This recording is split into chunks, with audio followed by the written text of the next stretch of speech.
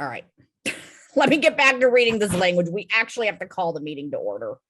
All right.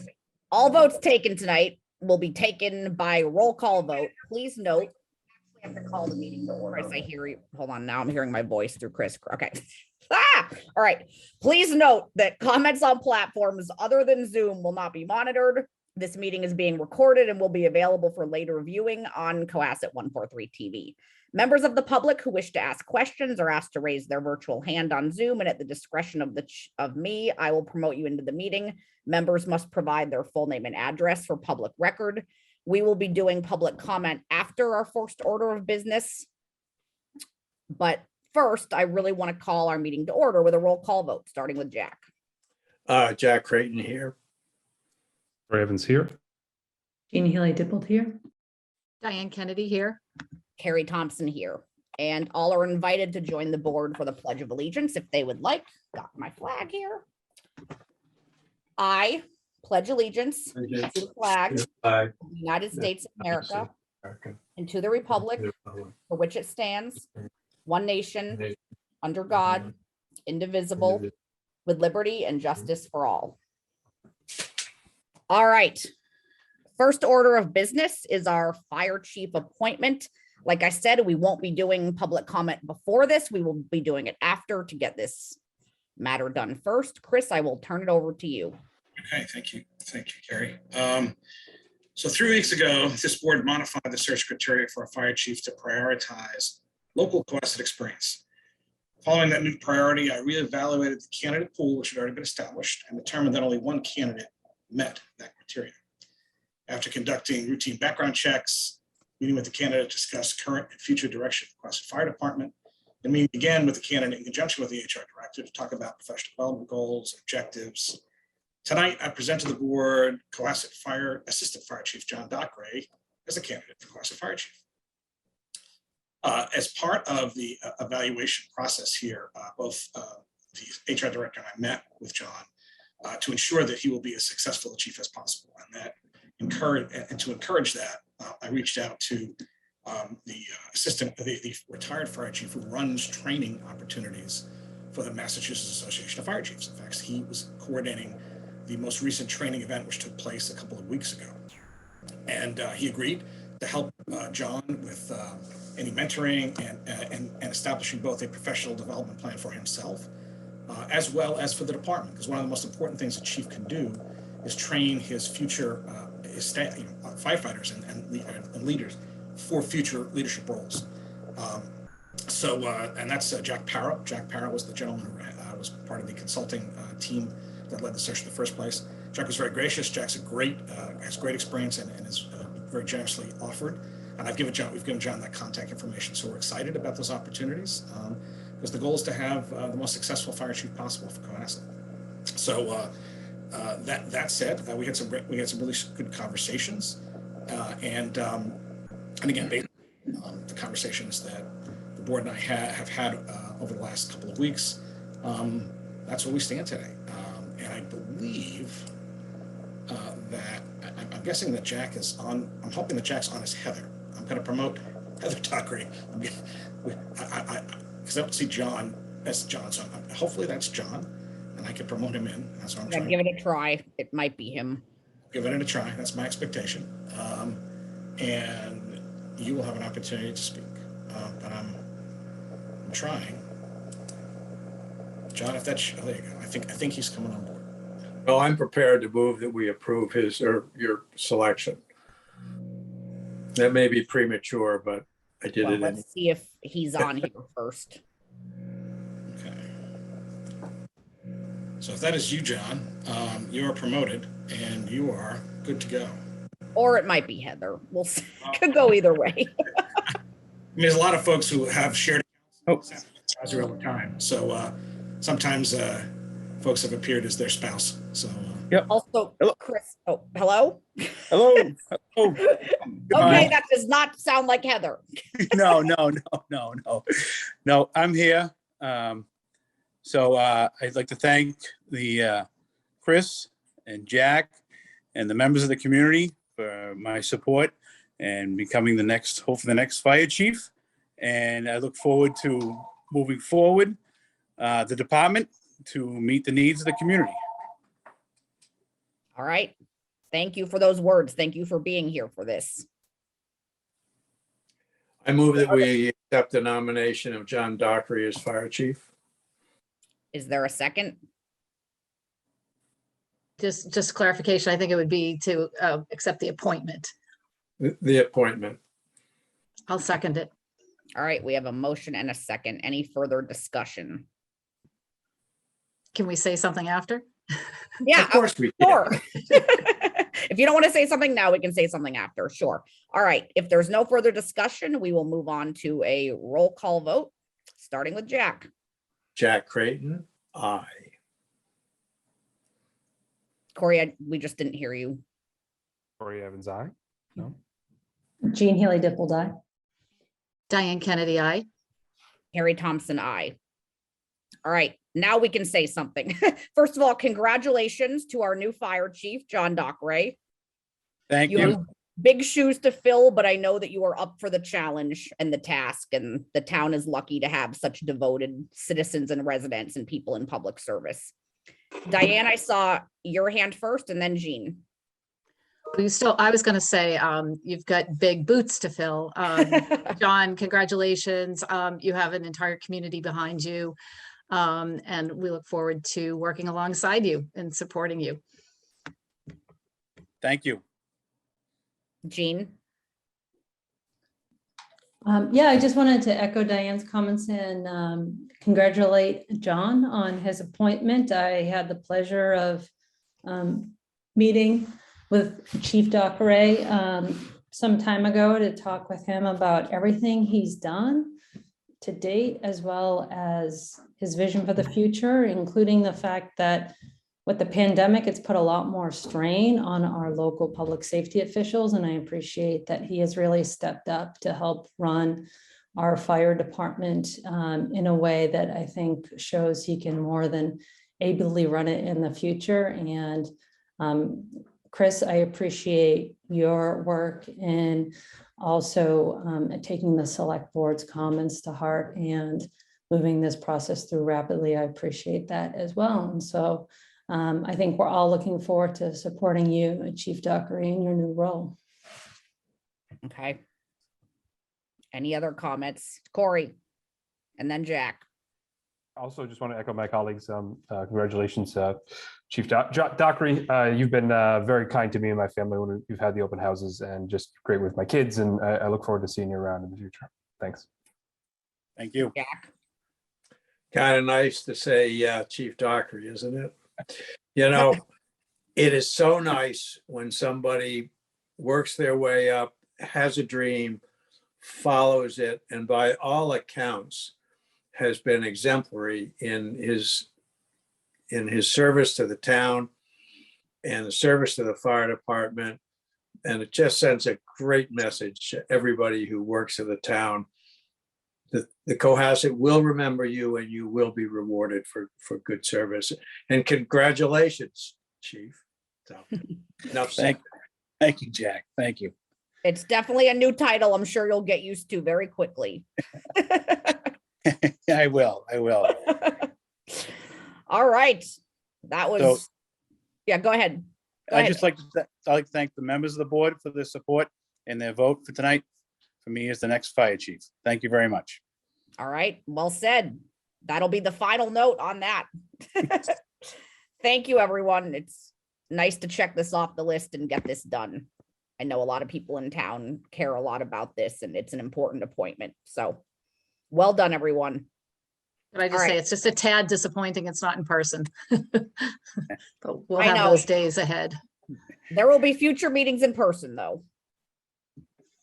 All right, moving on to public comment. Would anyone in the public like to make a comment? Please raise your hand and I will welcome you in.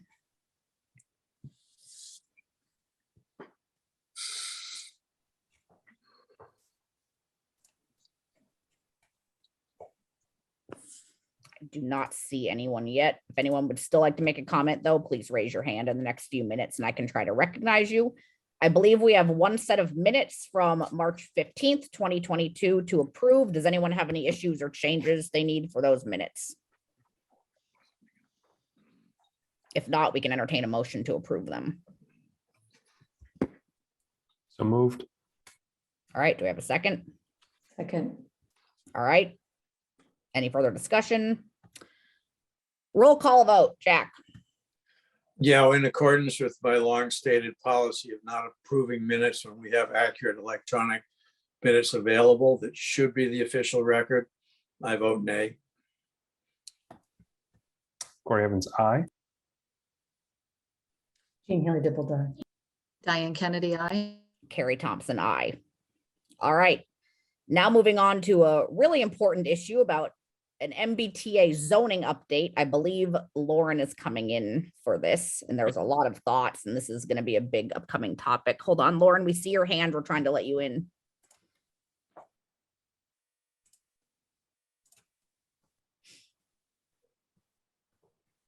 All right, Lauren should be coming in now.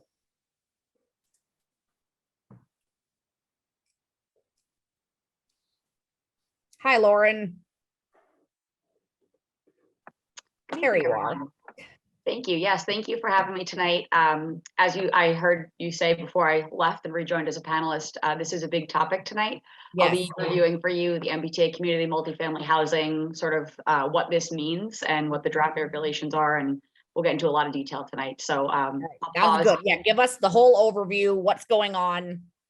Yes. Tell us all right. everything you know. All right, let me get started. If I could just have the ability to share my screen, I'm going to run through a presentation for Let you. me- Hold on. Try it now. Okay, perfect. All right, let me just set my screen up here. All right, can you all see that? Okay. Yep, we can see it. All right, great. So I'm just first going to tell you sort of what we're going to talk about tonight. It is going to be a lot to unpack. So I'm going to try to cover sort of what is actually a lot of very dense material in sort of as clear terms as I can. And then we can get to, of course, questions, and we'll discuss an opportunity for comment on what are the draft regulations. So first, just, you know, I'll elaborate more on all of this in a minute, but first, what we're talking about tonight, the multifamily zoning requirement for MBTA communities. It is actually, it's a new piece of state law that came as part of the Housing Choice Initiative package that went through the Commonwealth recently. So there is a law that's set in place that adds a section that has a requirement for MBTA communities. And then it went to the Department of Housing and Community Development to establish a set of guidelines for how communities would then, come into compliance with the law. So what we're going to talk about really in detail tonight is what the draft DHCD regulations are. These have been issued. They are accepting comment on it right now through the end of March of this month. So March 31st is the deadline for comments on the draft regulations. And then, we're anticipating that there will be a revised set that comes out based on all the public comment received. I'll also go over the timeline for compliance, sort of the implications of what this means for us, some concerns that I have flagged already, as well as I sort of heard from a lot of our committee members and involved stakeholders. And then we can have time for, can talk about what we do next, and then we'll have time for Q&A and talk about a comment letter from Quasit. So as I discussed first, Mass General Law, Chapter 40A, Section 3A is this new regulation that's part of the Housing Choice Initiative, which was a bill passed in January 2021. It requires MBTA communities that are serviced by the MBTA to have at least one zoning district in which multifamily housing is permitted as of right and meets a series of other criteria. The real hook to this is that the failure to comply with this requirement will make a community ineligible for certain state funding programs.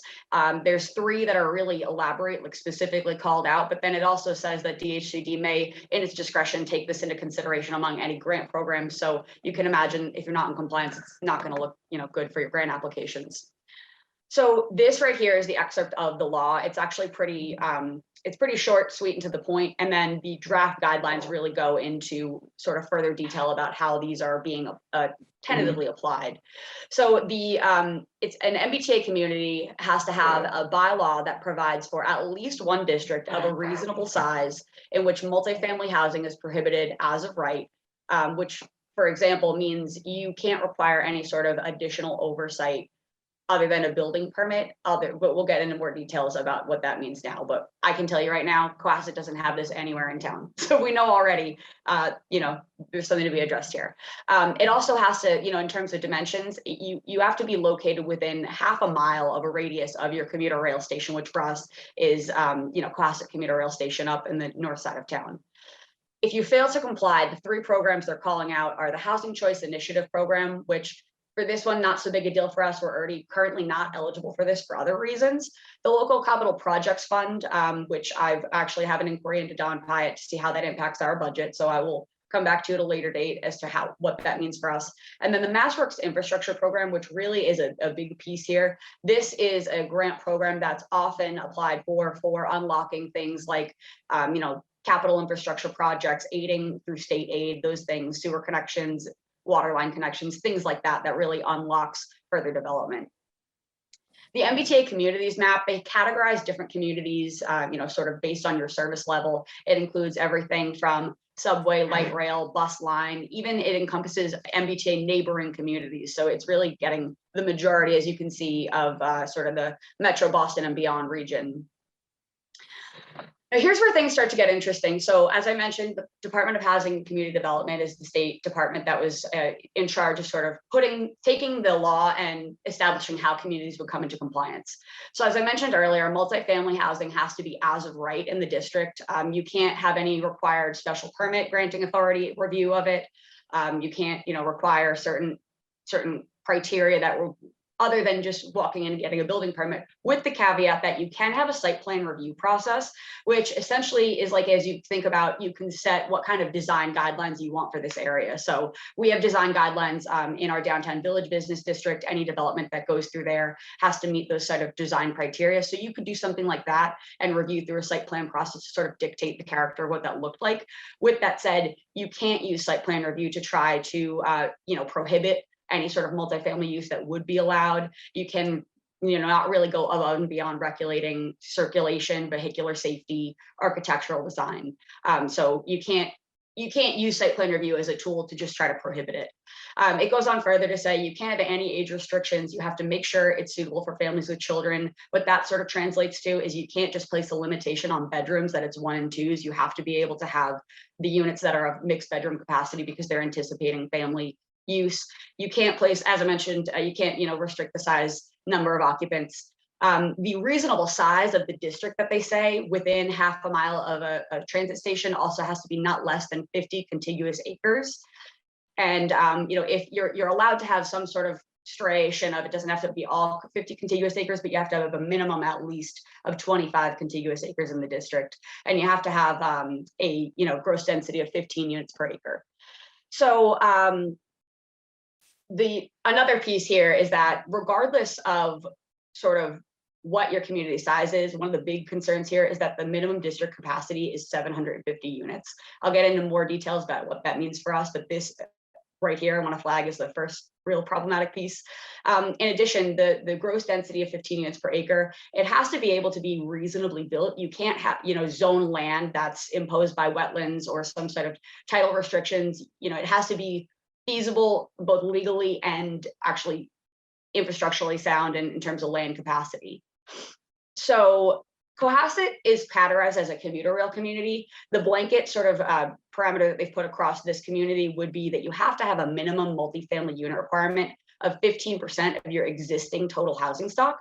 If you did that math for us, per the 2020 housing census, we had 3,341 units. That comes out to about 501 units. However, due to the minimum requirement of 750 units, regardless of your community size, they're asking for us to zone for 750 units, which is above and beyond the 15% threshold. And as you can see, there's an excerpt on the side of the screen. If you go into the the community database on the website through the Massachusetts government website, it tells you right there, there's an asterisk that no matter your community size, it's 750. When you then go to determine unit capacity, you have to think about, as I mentioned, sort of what can be constructed. You have to what they're asking people to do is really prove feasibility, essentially looking for a build out analysis on a parcel by parcel basis.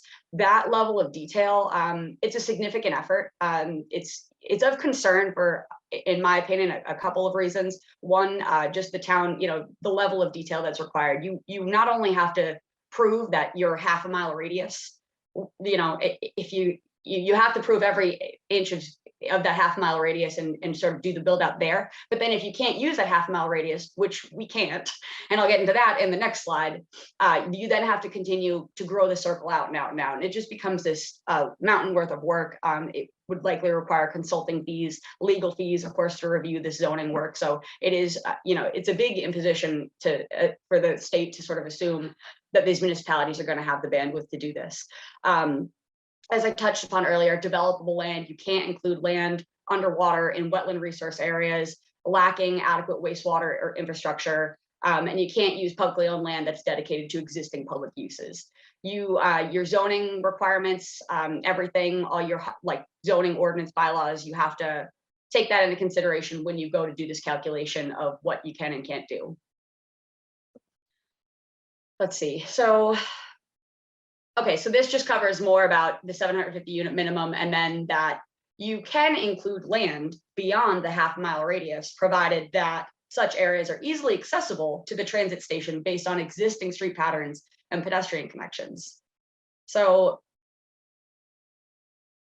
sorry, my map is a little bit later in the slide. So again, just, and then to clarify here, this whole process, what they're saying, the state is not saying they're anticipating that communities will build this number of units. They're only requiring that you allow the zoning to allow that to be feasible. And then existing units, for example, when you go to do your count for submission, they don't have to comply with the new zoning that you're putting forth. It's the zoning that counts. And the example I'm going to give to you here, let's think about the Avalon Bay, currently known as the Preserve piece of property.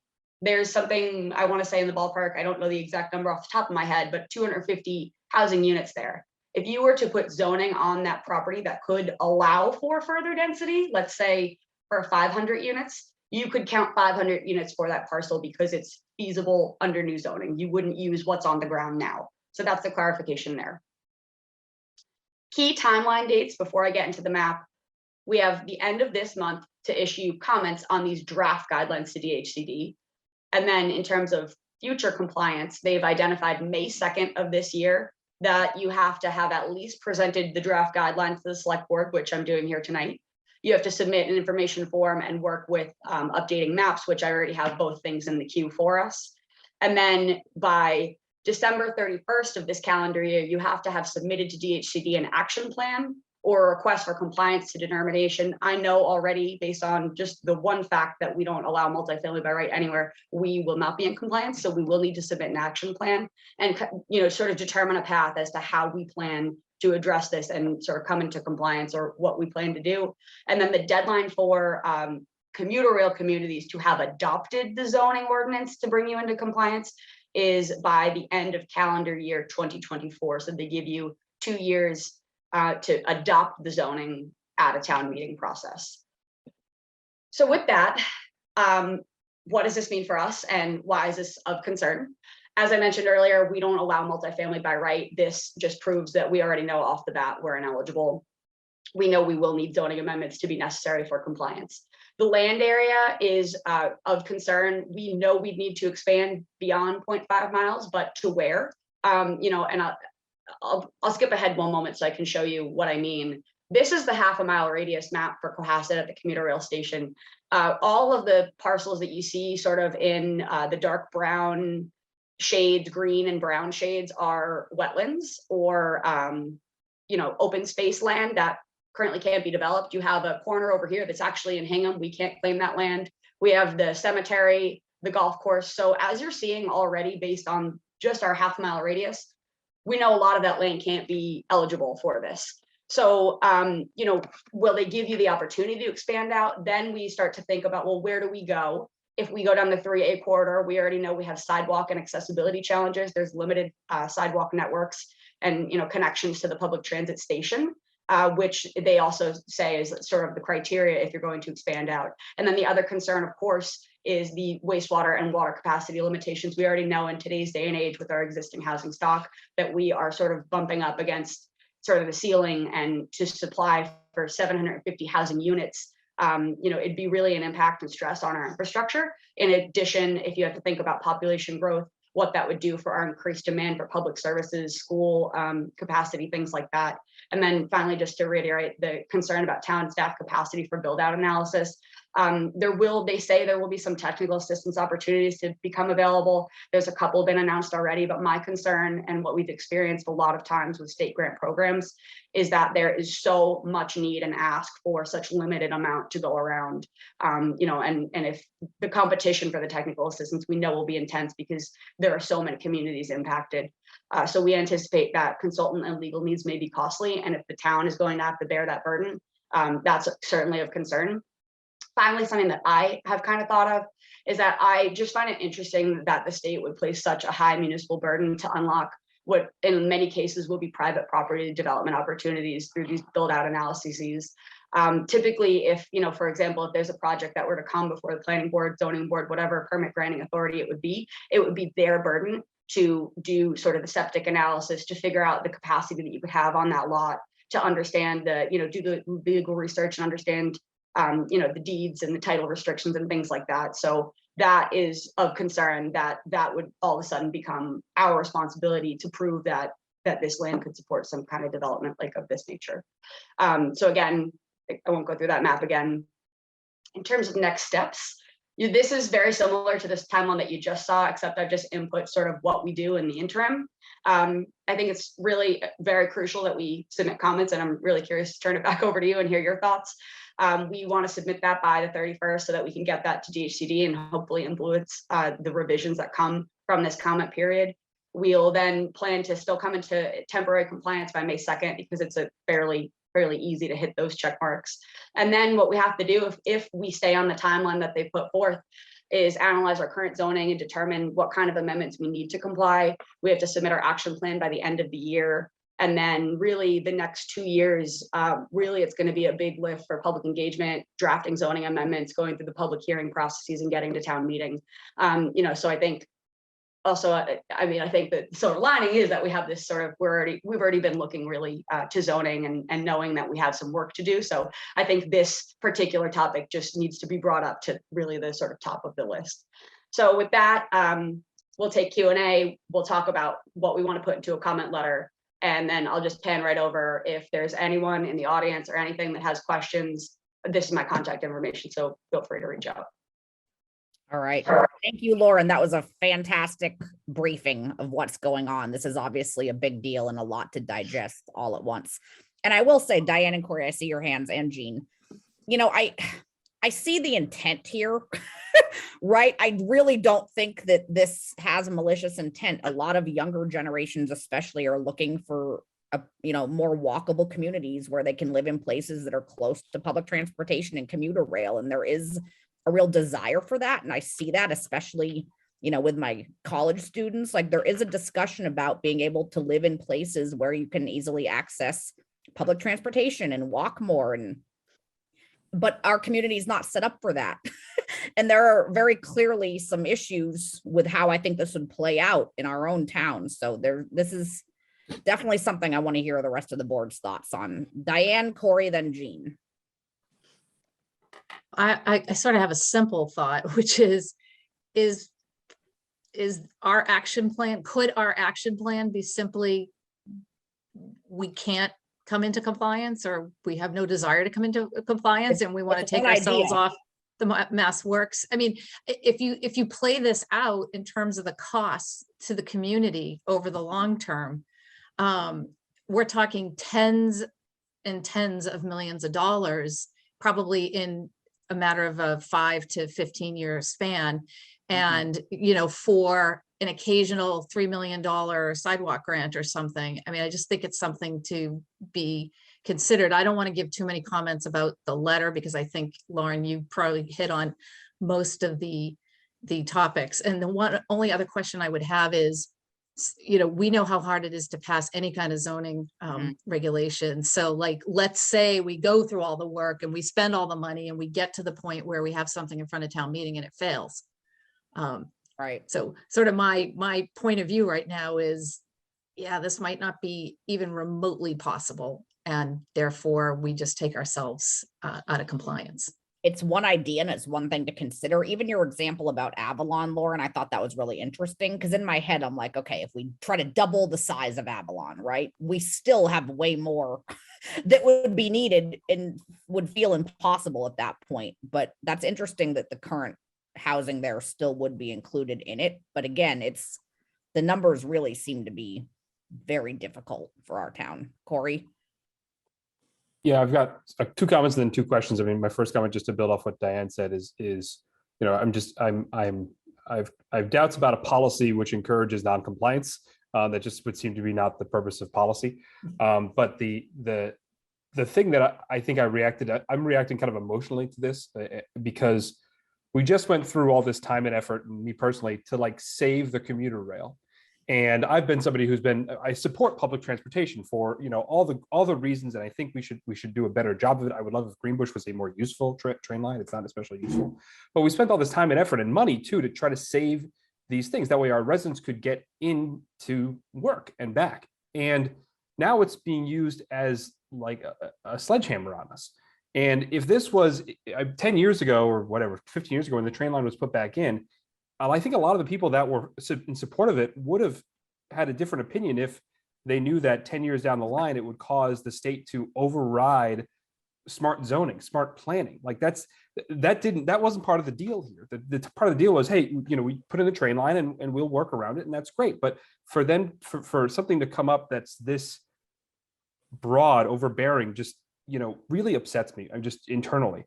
The question I had for Lauren is, I think one thing, and I'm sure your letter, I couldn't get through the whole thing, my apologies, kind of makes this point, but the actual law, the MGL law, says it gives a zoning requirement, and then it has I think, as you quoted, a reasonable size requirement. So the 50 acres, the 25 acres, the number of units, that was just, I don't want to say made up out of midair, but that wasn't part of the actual law. So, I mean, part of our work here is going to be to contact our state representatives to say, you passed this law, was this your intention? Because it doesn't seem like the text of the law would put us down this road so specifically. So do I have that understanding right, that the only 2 things in the law are reasonable size and the density number, nothing else is in the law?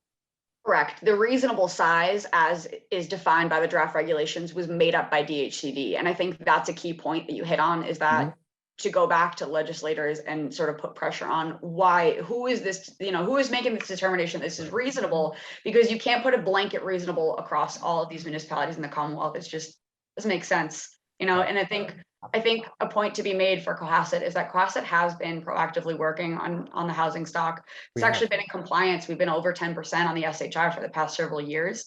There's an active housing trust, an active housing steering committee. And the sentiments that I have heard in sort of recent conversations with these groups is that it's not to say that, we understand the intent of this law. And I think that the town generally supports it. I mean, you see in our housing production stock, you want to diversify the housing stock. You want to talk about, where additional housing is appropriate, but the level of sort of mandate here that they're going above and beyond, it's not fitting for Cohasset. And right now, the way it's set up, we're almost sort of set up for failure, to come into compliance to this level. And then my second question. Oh, go ahead. Yeah, no. And the second question is, I mean, I can't imagine in my head what density of this level looks like. Do we have anything Cohasset that we could reference as this would be something which would meet the density requirement for, I didn't remember what, 25 units per acre, 50, whatever it was. Do we even have anything in Cohasset that's built up at this time? Avalon's the closest, isn't it? Yeah, nothing that's coming off the top of my head, but I will actually share an example nearby so that I can have something that's okay, but like even Avalon wouldn't comply. So we're talking about Right. multifamily density that's even denser than what we have at Avalon right now. right. To come with, okay, that's thank you very much. That's all I got. Jack, I just have a point of it. I just have a point of information. I spoke to State Senator Pat O'Connor at length today about this issue. And he pointed out that the law was passed and then they kind of passed off the regulations to the state agency. So we should be aware that the state agency, it looks to me anyway, at this point, just took this and is just, in my opinion, out of control. But anyway, there's information to be aware of. Okay, Jean, you were next. I would suggest with the comment letter, and I'm not sure if you have a draft yet, I would be interested in seeing it, but as you talk about everything, I think that it's important to strike a balance here, including showing a willingness to work to find a solution. I think that is both practical and also meeting some of the larger goals that I think everyone cares about. And so I would, in my mind, and I'm just sort of quickly outlining it, but I would sort of hit on 4 major points that Cohasset does appreciate that we have a need for more affordable and varied housing. And to that end, we have done a variety of steps, including our affordable housing plan. Avalon/Preserve was one example of that. We have an affordable housing trust that the town is actively funding in various ways to look for development opportunities. So that's the history. But that said, we appreciate that the future reveals that there is still a very strong need for more affordable housing, including that beyond the 40B definition, for those who are aging within our town, for families that want to move into our town, because I do think it's important that we are clear about that, because I do think that there is a strong demand within Cohasset. And then I think we can turn to the practical constraints, though, that we think we're going to face in implementation, and sort of talk through that in a pretty objective way in terms of, we only have this amount of staff to do a build out of the one that's currently contemplated, would just not be feasible within the timeline and all the other demands, including ironically trying to build affordable housing in the town simultaneously. And then I would suggest concluding it somewhere along the lines of, but we welcome ways to meet the goals that we all have within the practical constraints we all face, including through further roundtables, further discussions. I think it's important to keep an open line of discussion with DHCD. They are going to be the implementing body. And I think the more that we can sort of position ourselves as, an entity trying to work with them in good faith and not in a hostile, aggressive way, I think it's important, because I do think that will set the tone with them. They're going to be more willing to listen and probably act upon, hopefully, some of what we engage. I believe in, frankly, trying to get things with honey versus vinegar. And so I do think it's important to try to have a constructive tone, even if ultimately we decide, what, we're just going to have to give up these grant opportunities because we physically can't handle this. At least we'll make the good faith effort to try to see if there's a compromise we can come to with the agency in the middle. And my only other remark will be that to the extent that there's other municipalities that are likely doing similar comment letters, I think it might be worthwhile to consider a joint comment letter with them. I would anticipate that, many communities on this whole shore are going to be having the same discussion as we speak. And so it's always, I think, helpful to have a joint sign on, assuming the tone is one that we agree with. No, I agree. I absolutely agree with you about tone, Jean. And just sidebar, if everyone wants to check their email, we do have a draft of this letter that was just sent out about 25 minutes ago. And it does hit on several of the things you just said, Jean. So take a look at it. Let me know what you think. You're right. The tone does need to reflect that Cohasset really does care about this issue. We care about affordable housing. It's something we've been working on for years. It matters to us, but this also isn't necessarily the way that we wanted to be making it happen in our own communities. So I do think that we need to strike a balance. Jack and then Diane. Yeah, that was well spoken, Jean, and Diane. I think your comment may be where we end up. I've been on affordable housing. I've been on conservation, on stormwater.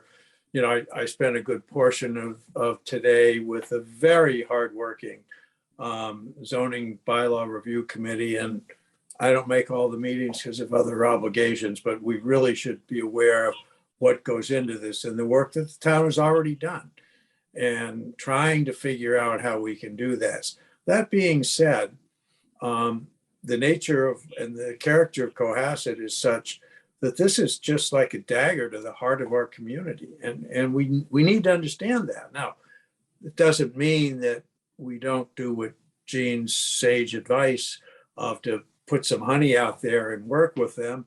And hopefully this is a bureaucratic overreach, which is kind of broadly based over the whole Commonwealth. And it's just unworkable for communities like Cohasset. And Cohasset is a unique community. And we're just, as leaders here, we're going to have to put together a strategy. And I think we all agree we've got to conserve what this is. And yes, we can make things, and there's smart things we can do, like accessory housing, and we can put things here and there. Same way, by the way, that Fenway Park was able to survive, not by knocking it down, but they added little things here and there to get the capacity to make it economic. So I think we can do that. But I think people in town should realize that this is a very, very serious thing. And we should, at number one, I spoke to State Senator Pat O'Connor, didn't have a chance to talk to our state rep, Joan Machino, but we need to let them to know that this is kind of a make or break. This is a defining issue for our little town. And we just have to take this very, very, very seriously. So my thoughts. Diane. Just a couple of follow-up points. And you know, I was jumping ahead as whether when I said about is it absolutely an option to just not go through the process of creating an action plan that, you know, towards a resolution of this. And I, you know, that's kind of a throw it out there question. I don't anticipate an answer right now, but Well, hold on, Lauren might have an answer to that. I can A answer tentative it. answer. I can give somewhat of an answer. In speaking with some peers, and also I spoke with a member from the South Shore Chamber of Commerce. She had indicated that she has seen some communities already put in writing that, like, you know, we're just not doing it. We're not coming to compliance, but they're really strongly encouraging against that and sort of taking the route of, you know, as Jean mentioned, as we sort of set up in the template saying, you know, we're happy to kind of come into compliance, but work with us. right. And just two other quick points. And I agree with what Jean said. I mean, it's obviously you want to say these are, you know, we value, you know, diverse housing stock, but this isn't necessarily affordable housing.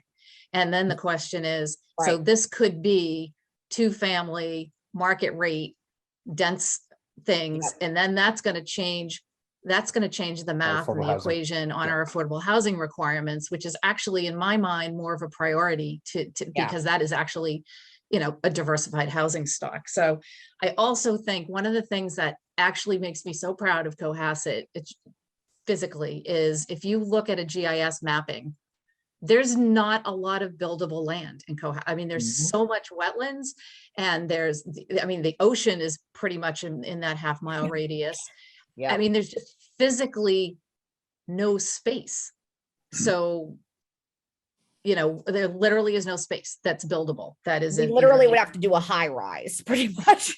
Or annexing them. And that would go over well, I'm sure. Right. With So everyone. and also just to follow up quickly on Jean's point about the other communities, that was the reason I raised my hand initially, was the second time, was that, yes, I mean, everybody's in the same boat. And I think to the extent that we can, as we did fighting for the MBTA, you know, once this comment letter is in, this is something we can outreach to our, you know, local neighbors and try to strategize on how this discussion plays out further. So good luck.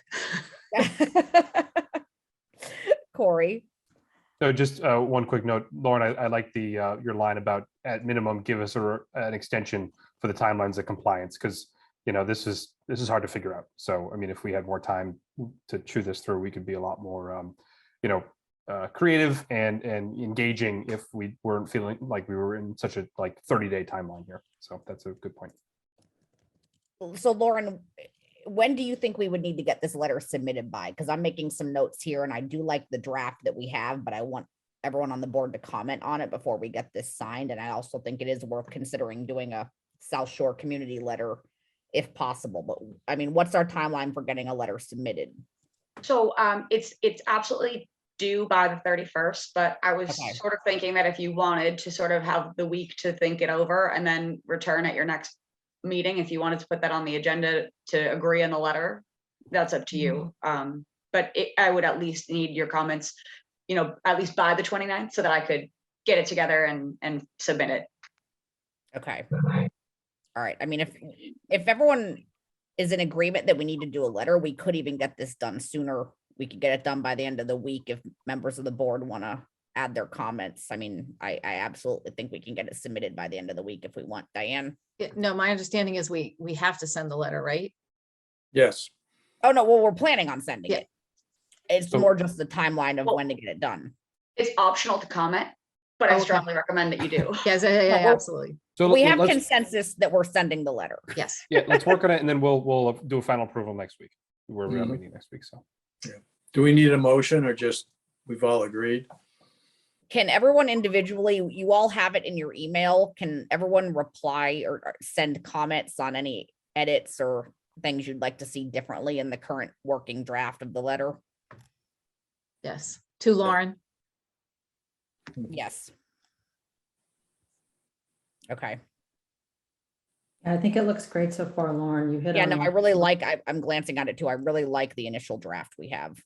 And would it be appropriate to post this on our electronic platforms, to try to get feedback from the community as well? Or just have anyone that's watching that has questions can obviously reach out to you, Lauren. Is that okay? Yeah, I think that would be Okay. appropriate if people Yeah. have questions. Wonderful. You know, Thank happy you. to share the material that I shared tonight. I can get the material that I shared tonight up on our website tomorrow, actually. Perfect. I think that's an excellent idea. I think it should go up and a place for comments. And we also should have a section of the website probably devoted to this, because I think this has the potential to be a defining issue in our town and our area for the next 5 or 10 years.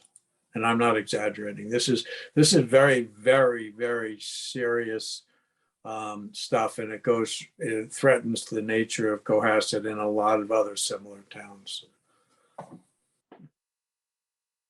I'll work with my counterparts in town to make sure it gets distributed. Okay, Jean? And Lauren, I apologize if I missed when you answered Diane on this point, but how much money do we currently get out of the 3 grant options that, let's say, for the last year or last 3 years? Do you have a sense of what the money is that we've gotten from the state that, you know, might be sort of exposed if we were unable to come into compliance? So the 3 programs that they identify, the Housing Choice Initiative, that's not something that we're eligible for no matter what anyway. So that one's not really that much of a big deal for us right now. Although in the future, if we have this amount of housing production, we'd be eligible for it again. And then I have an inquiry to our finance director about the local capital projects fund. I don't have that right now, but I'll circle that back to you. And then the MassWorks infrastructure program, it's not something that we get every year, but we do apply for it in a regular cycle. We have had some awards, I believe, so I'll get that information for you. But those are the programs, for example, that, you know, when you saw the Elm Street application that we put forth, that was a MassWorks program. So those are the projects sort of that you see, the big ticket, like I said, capital infrastructure projects that unlock either like housing, job creation, or development. Those are the kind of projects that you can seek funding through that program, which is, to me, again, sort of one of the pieces about this legislation that's not well thought through is that the very programs that you need to unlock the infrastructure that you need to qualify for the program, if you don't already have it, you're barred from being able to apply for it. So it's like, Correct. the intentions are good, but I don't think that the delivery is really working as currently drafted. No, that's well said. Yeah, I do really like this working draft we have so far. So everyone get their comments, any further comments you have after you have a chance to read through it a little more carefully. All right, any other comments, Lauren, or any other comments from the board? I have nothing further for you tonight. Thank you so much, Lauren. This was really helpful. Great. Well, thank you all, and I'll be in touch soon. Perfect. Thank you, Lauren. All right. We are actually running 5 minutes early. I'm impressed. Okay, so we have some licenses, permits, and events on our agenda for tonight. The first one is the CYBSA opening parade scheduled for April 30th, 2022. Let's see who is here for this. I don't see anybody for the parade, but we do have somebody from the prom and the MS walk right now, Carrie, if you want me to pull them in. Yeah, let's start. Yeah, bring them all in. We can do it a little out of order. Yeah, so the other two events are the MS walk for May 7th and the high school prom red carpet for May 26th.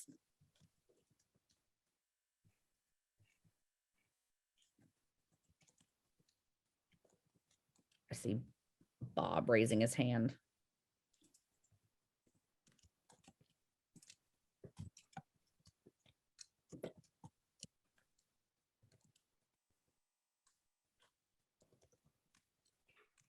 All right, let's see. Kate, Samantha, and Bob. I see you all in here. If anyone else is here from CYBSA, raise your hand. Hi, Bob. You're the first one that I can see. How are you? There's. Hey, guys. Hi. So How yeah, is I it? am here for CYBSA. Wow. Okay. Wonderful. All right. We can start with you then. All right. Thanks for being here, Bob. Thanks for having me. So tell us a little bit about what you're trying to do for this parade.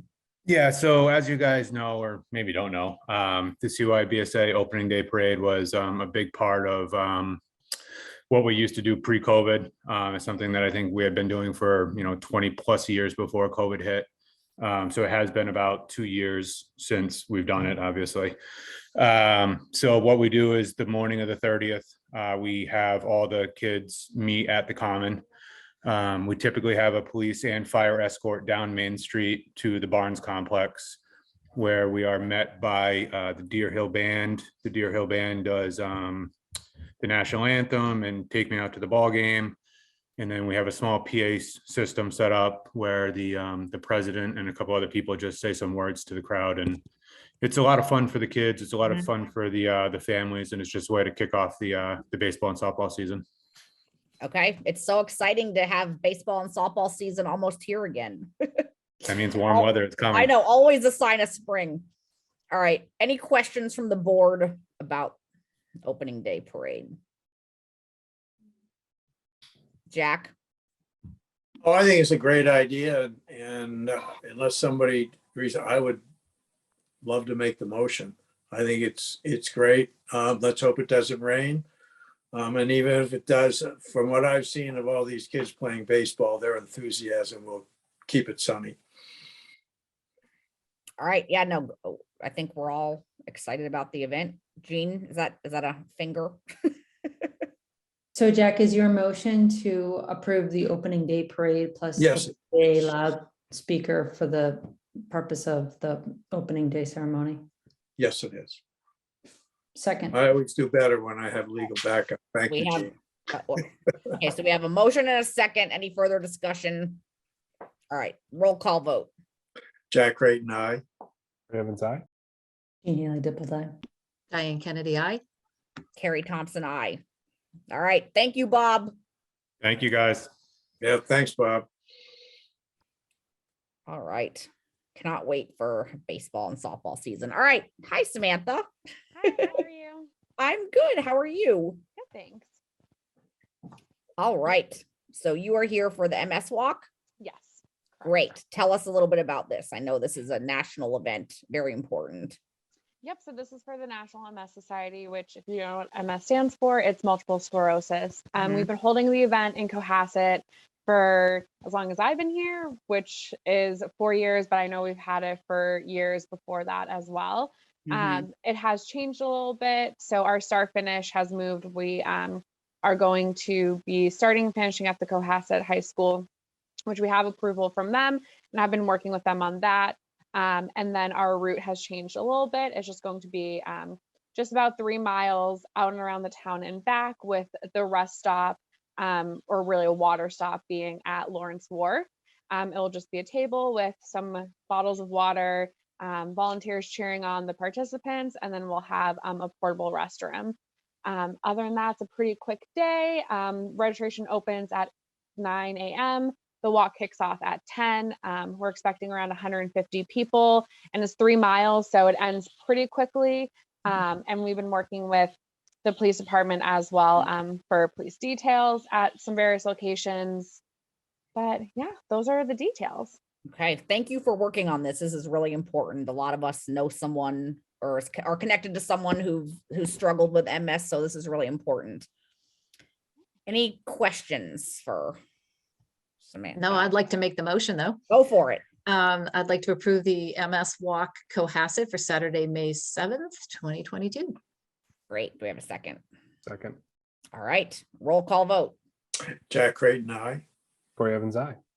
Jeannie Haley Dipple Diane Kennedy, aye. Carrie Thompson, aye. Wonderful. Thank you for all your work on this, Samantha. Awesome. Thank you all. All Thanks, right. Samantha. Kate, I think you are up next. Hi there. Hi, how are you? Good, thanks. How are you? Thank you for being here. Well, thank you very much for having me.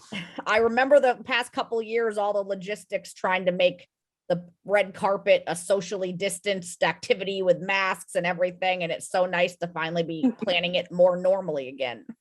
Correct. We agree. So give us, are there any changes? I know a lot of us have been to this event in the past. Are you trying to do the traditional from the before times? That's exactly it. Okay. Yes. We are really looking forward to bringing it back to the long-standing tradition of the Cohasset Town Hall red carpet. We are looking at Thursday, May 26th. We are looking to start the event about 4:30 to go till about 6. And from what I understand, that's a little bit earlier than previous years. Mhm. The prom for the kids is starting at 7. And so they're looking for just a little bit earlier start time.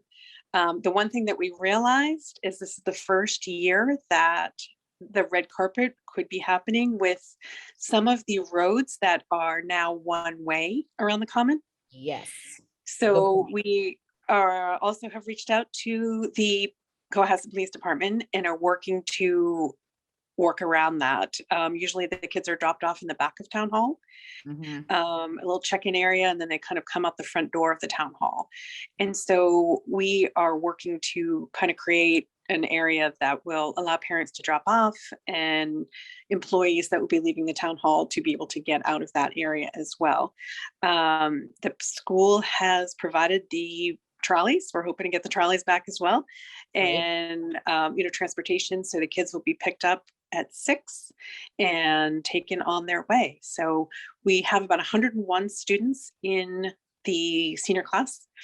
And the school has also allowed for dates to come from other areas as well. So we're kind of guesstimating, in the 135, even as high as 150, but that's pretty high.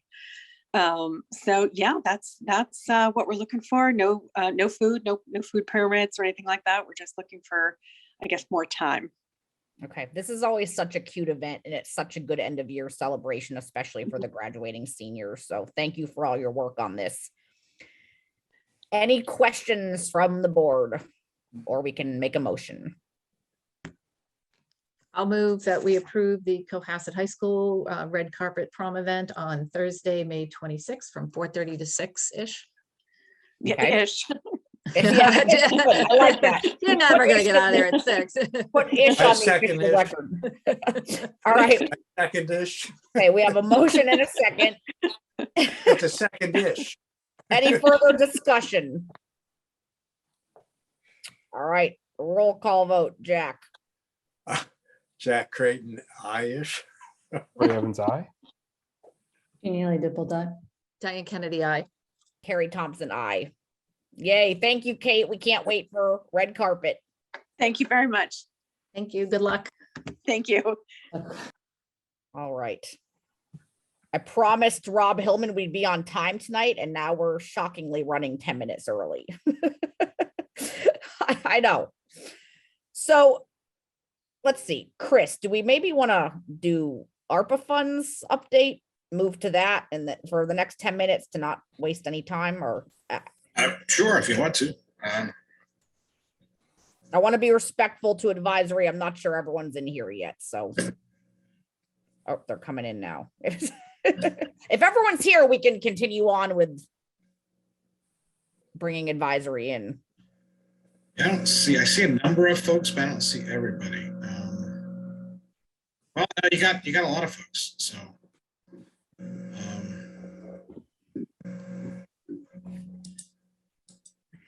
Hi, everyone.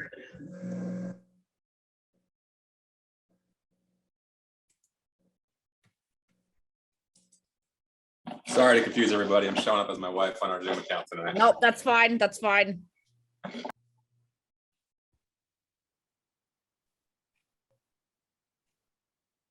don't see Rob yet. Yeah, hi everyone. We're running surprisingly 10 minutes ahead of schedule. So we're trying to be respectful of everyone's time, but also don't want to start too early if everyone's not here.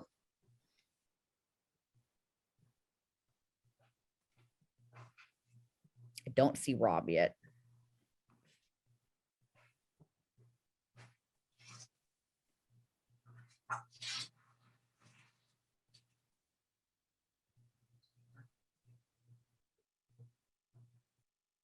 Advisory, do you know of anyone else besides Rob that's definitely planning on being here tonight?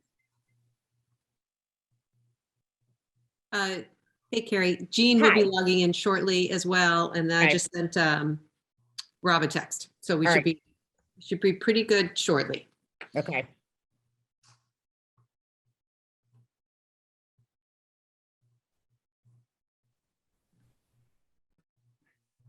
I know I see Russ in there for CPC.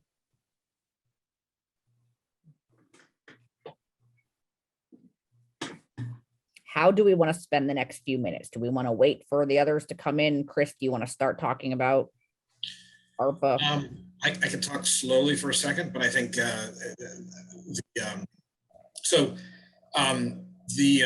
capital budget process started last year, as it always does, back in the fall, and a lot of internal meetings with all departments, and had a lot of good conversations. We've gone through a lot of material, and then presented to the capital budget committee a packet of potential projects, which they've done an incredible amount of due diligence on.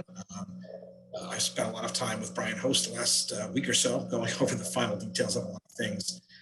And I'd say at this point, they're very close, but not quite at the finish line as we try to wrap up the funding. The bottom line is there were a lot of very credible projects put forward this year, and they, as often been the case, exceeded the capacity of the funding source to pay.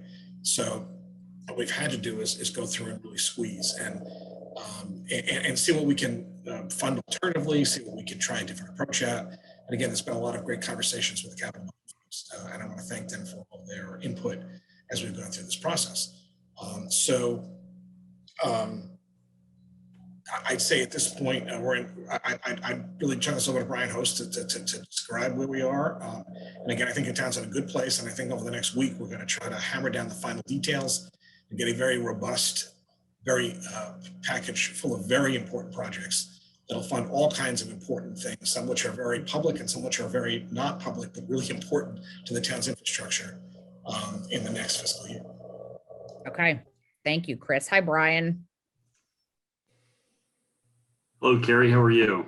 Great. How are you? I'm doing well. So we're at 7:44. We're 6 minutes. Yep. Want to launch in, or Correct. do we need to wait for anyone? Well, hold on. Actually, Carrie, do you want to- advisory will need to open, yeah. Yeah, do you no, I want to- know, but I know that Rob's coming. Again, I feel bad starting early when we had you on the agenda for 7:50. So hold tight, Brian. Happy to do so.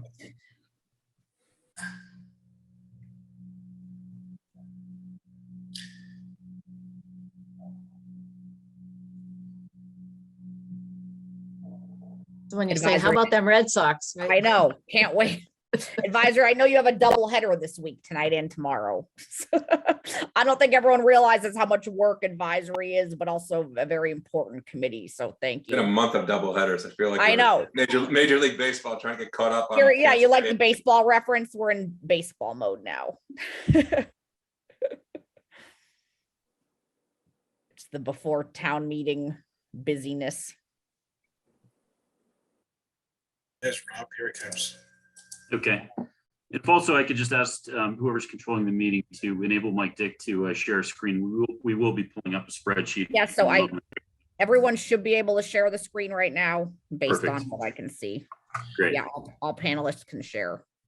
Okay. Just And we have, Your Rob, turn, I- twice, Mike. If I could just, I have you Where's both. Rob? I have you both as an attendee and a panelist. So if you're logged in twice, but you're accessible now, right? You now have access to. You should be able to share your screen. If I hit the right mic, Dick. everyone should be able to. Rob, I promised you we'd be on time tonight, and then I ended up being early.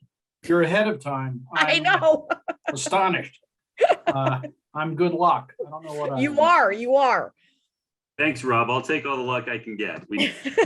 Hold on. Are So we okay? advisory needs to call their meeting to order first, and then we can continue. Okay. We do. So I don't have the incantation in front of me, but Zoom meeting recorded and votes. Well, we're not going to be voting. So our goal is to listen in, to ask questions, but not to deliberate. But we'll still open it as a meeting. We'll open with a roll call. I know that Adam Eman is not able to be here. Gina Stino, Present. Mike Barclay, Present. Fran Collins, Patrick Kennedy, Present. Yeah. here, Mark Maggi, Here. Mary McGoldrick, Here. Meg Wheeler, Present. and Rob Hillman. I'm here. Did I overlook anyone? I don't believe I did. So the advisory committee meeting is open. Like I said, Carrie, I'll let you run the meeting. And I think probably like we did the other night, if we get to a point where there's questions, we'll sort of figure out what works best. We'll just manage. So, Okay. Yeah, and if we can start with select board asking and then move on to advisory if Sure. it's easier, Rob, whatever is easier. But again, Whatever works. tonight we're here to listen both about from capital budget and a review on that and review CPC recommendations. All right, advisory is officially in session with select board. Brian, we can go back to you. Great. So it looks like capital budget does not have a quorum at this moment, so I'm not going to call it to order. I do expect that Susan Franklin and Ralph Dormitzer will join the present members, who are myself as well as Michael Dick, the vice chair.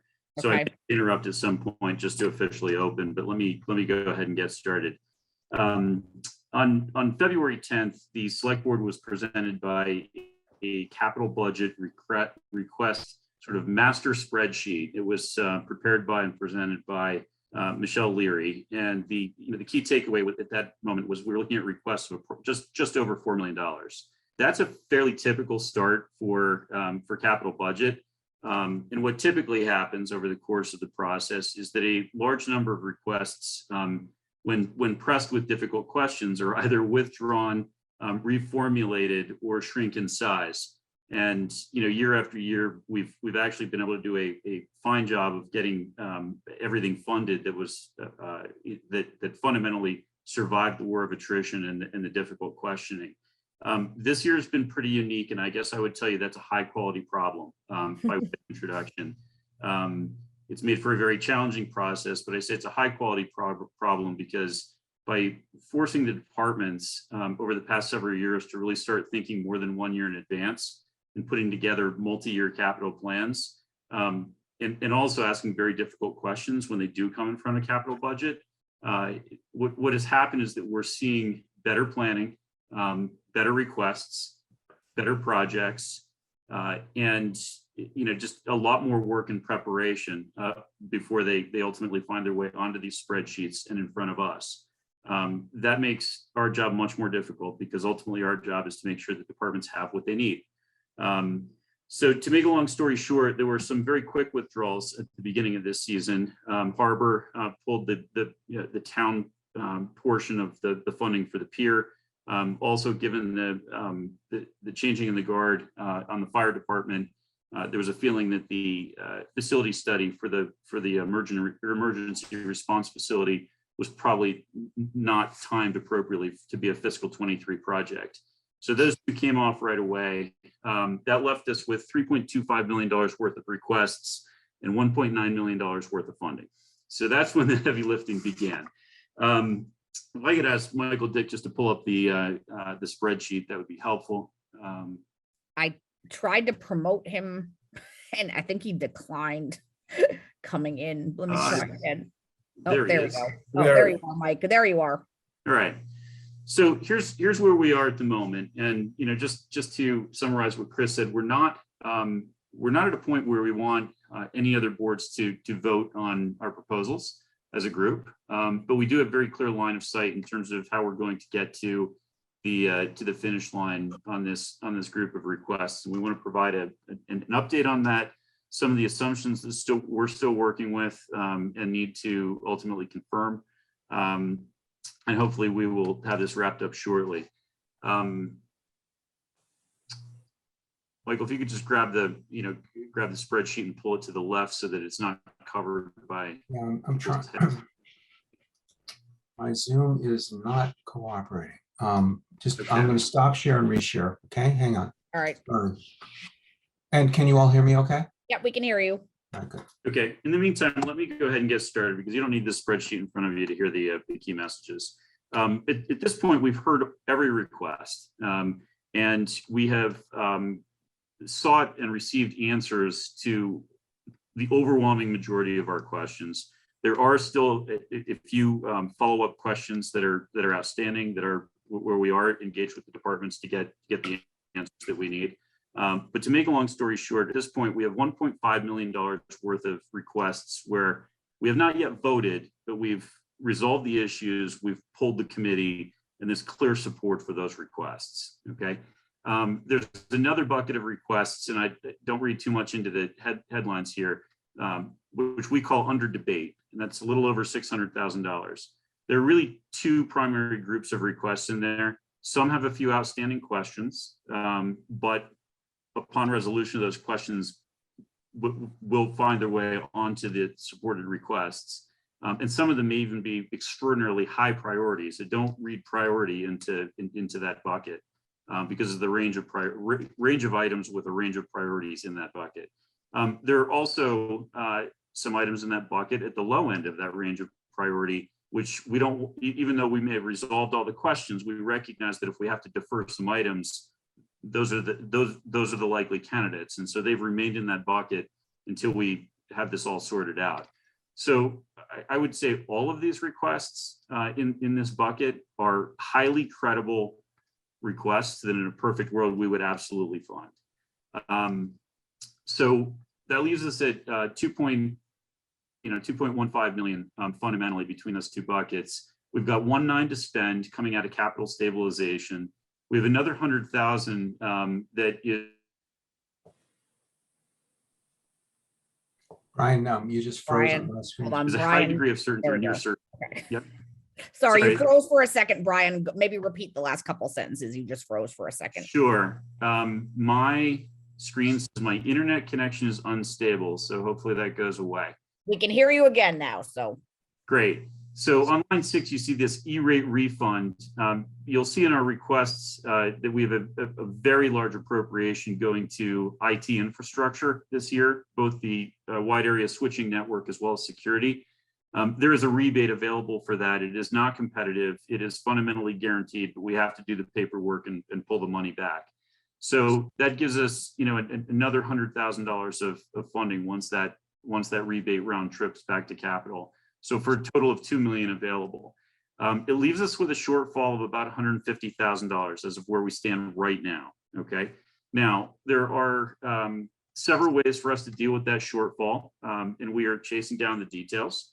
A few examples, we definitely have some turnbacks coming from prior capital projects which are completed and have excess funds available, which we simply need to reappropriate and release back into the stabilization fund. We also have some grant opportunities. One example would be there's a senior center van where there's an 80% grant from the state. We may end up only funding the 20% match, and we're navigating that. That is competitive. It's not guaranteed. So it's hope for the best, but plan for the worst.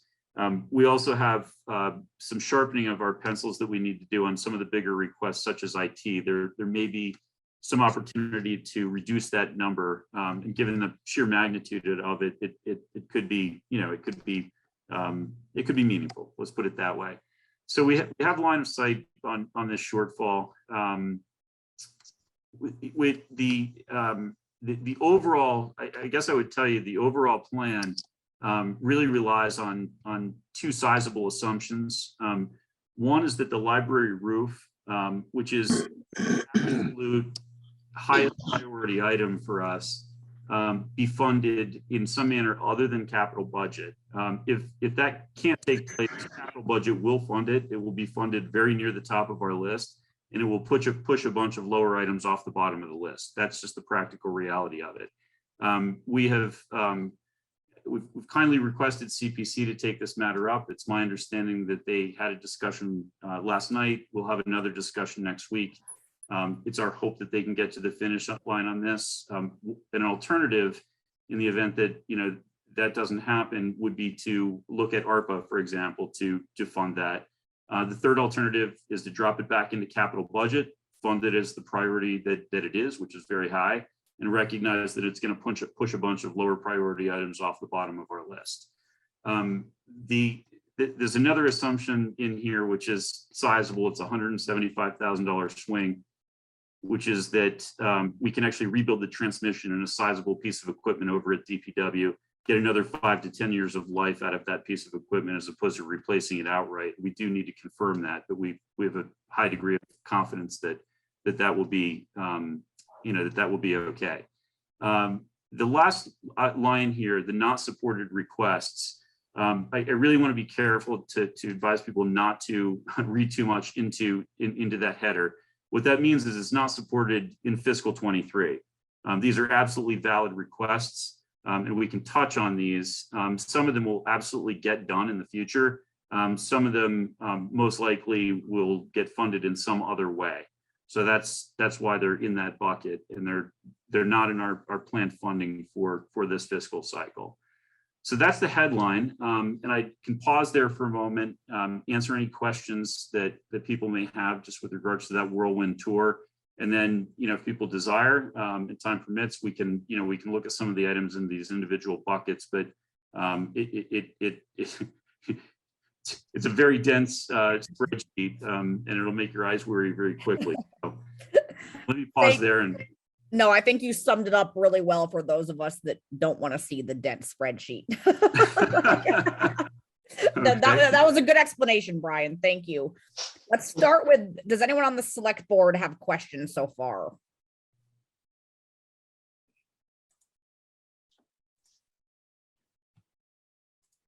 No select board questions. Okay.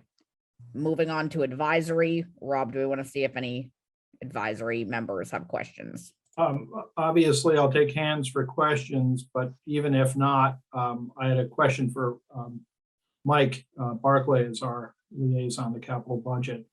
Does it make sense, since we're going to be advising on this list of capital expenditures, for us to have a look between now and our meeting tomorrow? Well, we won't be voting tomorrow, I don't think, but prior to voting is seeing the dense spreadsheet. Well, I'm a numbers guy, so I would always be in favor of seeing more numbers, not less. So I would say definitely. I mean, I did a snapshot of it last night during the Capitol meeting, and it was nicely color coded and pretty easy to understand. So I definitely recommend that. And Mike, let me add that we've since reformatted it into these 3 buckets so that you can see them more clearly. I'm happy to share that with you and the broader advisory committee, either now or just for your circulation. Yeah, whatever Rob thinks is best, but that's great. Thanks, Brian. I think probably, Brian, sending it to Mike for later this evening or early tomorrow for circulation to our committee. We were hoping to, but undertake a vote on that article tomorrow night. But, we can at least start to have the conversation so that when capital budget's done its voting and has a final warrant article for us to recommend, we'll have engaged in the conversation a little bit first. So yeah, if you can send that to Mike and he can send it around us, that would be helpful. Yeah, Rob, I would just say, I mean, the committee's put a lot of hard work in, obviously, and the library roof came back, like last night, basically. So, that's a big swing factor that kind of was a 11th hour, comeback into this budget. So I don't expect they'd be ready, tomorrow for us to vote, but certainly, next week sometime. That'd be fine. I see Fran's hand.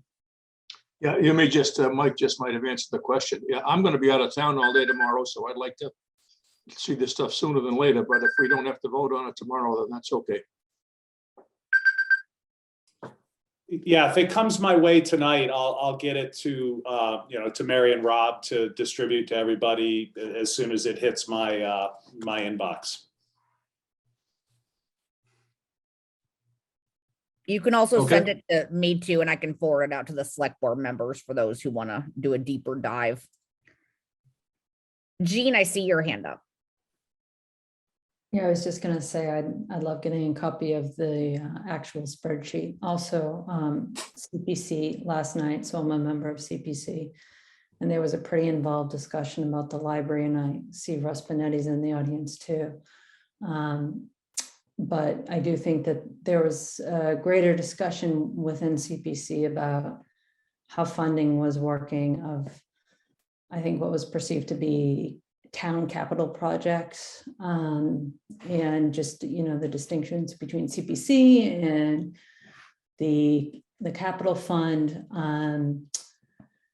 And so I believe the result ultimately was that the library came back, so to speak, to capital budget for more information about whether it could in fact be funded through our capital budget or another source before it came to CPC. Right now, CPC has approximately 2.1 million of unreserved funds.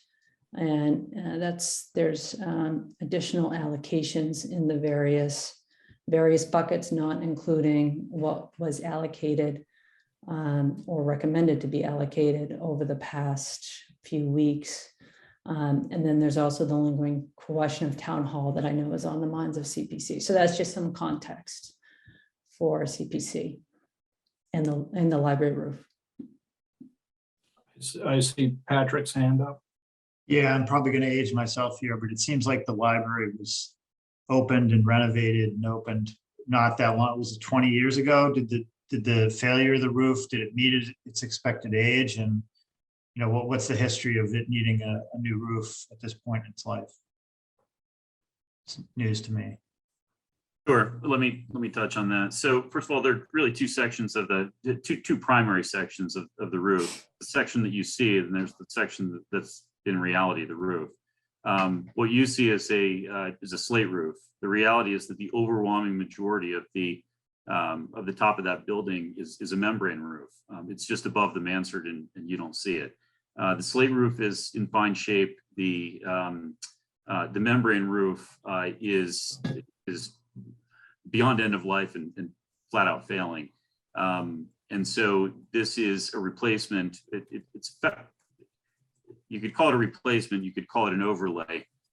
It's sort of a hybrid of both that would redo the overwhelming majority of the upside of that roof without really touching the slates. Okay. Any other questions so far? Patrick, I don't know if I right. answered your question. I mean, Go ahead, Brian. one more thought. I mean, there have been several. So on membrane roofs, you can patch them earlier in their life. There have been many repairs of that roof over the years. We've seen them regularly. There's we're looking at all the roofs in town, and this is the number one priority for Nick Berardi. He feels that this one is fundamentally failing at this point, and there are sections that are absolutely failing. But based on the presentation that he made, this would be very, very high on the capital budget committee's prioritization, even if we have to fund it. But if we have to fund it, make no mistake, this will push an equivalent dollar amount of projects off the bottom of our list. Ryan, is that a slate roof? Fran, it's slate around the mansard, and then the top is membrane. It's membrane, yeah, okay, that's what I thought. No, that building is well worth repairing. And once the roof goes, everything else goes, so yeah, that's gotta be done. And if Patrick's saying 20 or 25 years, I think that's about what you expect of a membrane roof. It is. Jack, I see your hand up. Yeah, I would strongly support doing the library roof or any other roof for town buildings, because as Fran pointed out, when the roof goes, it is extraordinarily expensive because the rest of the building is just damaged greatly. So I would support that. The only question I would have is some of the gutters and the water management systems, are they in good shape as well? Or does this roof include doing those other portions? So we depend on Nick Berardi to bring us the urgent requests and the priority requests, which is probably a roundabout way of saying I don't know the answer to your question, Jack. Okay. He's not highlighted any other issues. I will tell you that in a really constructive conversation earlier on this topic with Russell at CPC, he did mention that I think they have replaced downspouts and gutters on this building in the past. So all ties together that we wouldn't be hearing a request on that right now. And I would assume that if it did need it, he would have included that in this request. If Nick had brought it to us and and we had vetted it, it would be on this request. Fine. Okay. No, I think it needs to be done. I think it's a good decision. All right. And just sidebar, Taffy, I've seen your hand up for a few minutes. I'm not sure if you wanted to talk related to what we're speaking about now, but you're able to talk if you want to.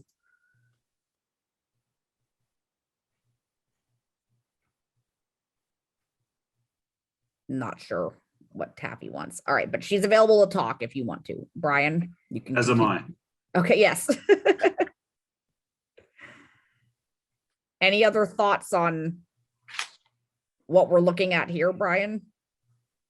No, that's it. I think the only other thought that I'd share with people, and I want to frame the conversation for what I think others on capital budget feel needs to happen after this cycle, is that we would respectfully request a joint meeting with the Board of Selectmen and with the advisory committee as soon as possible after we finish annual town meeting in this cycle.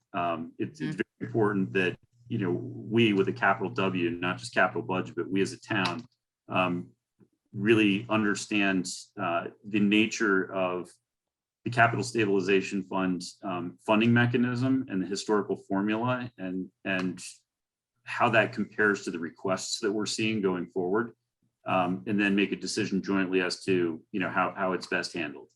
Ultimately, we can only spend money that we're given. Bonding is a very futile short-term solution, which bites you the year following the act. So we're not in favor of bonding things. It simply cuts into your funds available in future years, and that happens immediately. So I just put that out there. We people should understand, everyone should understand that we are spending the capital stabilization fund balance down from 1.5, where it stands right now, down to our target minimum threshold of 1.0. After all of this math, that number, that number supports the ability to walk out of annual town meeting and place orders for a large number of these items without waiting until July 1 for the fiscal year 23 funding appropriation to drop into the fund. And that's incredibly important for the schools in particular, because they need to tee up their projects and have everything on site the minute the kids leave the building. And it's incredibly important for people who need to place orders for things that have long lead times. So that's, you know, that 1.0 balance really allows us to order effectively half a year's worth of stuff the minute people walk out of ATM. It won't cover it all, but we can pick and choose what needs to get started right away and put it in motion. So that's why that number exists. And, you know, we are effectively overspending our appropriation this year, spending that fund down to 1.0. Thank you for clarifying that, Brian. And I do think you're right. It is really helpful to have these joint meetings. I know how busy everyone is, but I absolutely think we need to be doing it more often, especially when it comes to these issues. So absolutely, that's something that can be set up after town meeting. Great, thank you. All right. Any final capital budget thoughts? If not, we can move on to CPC.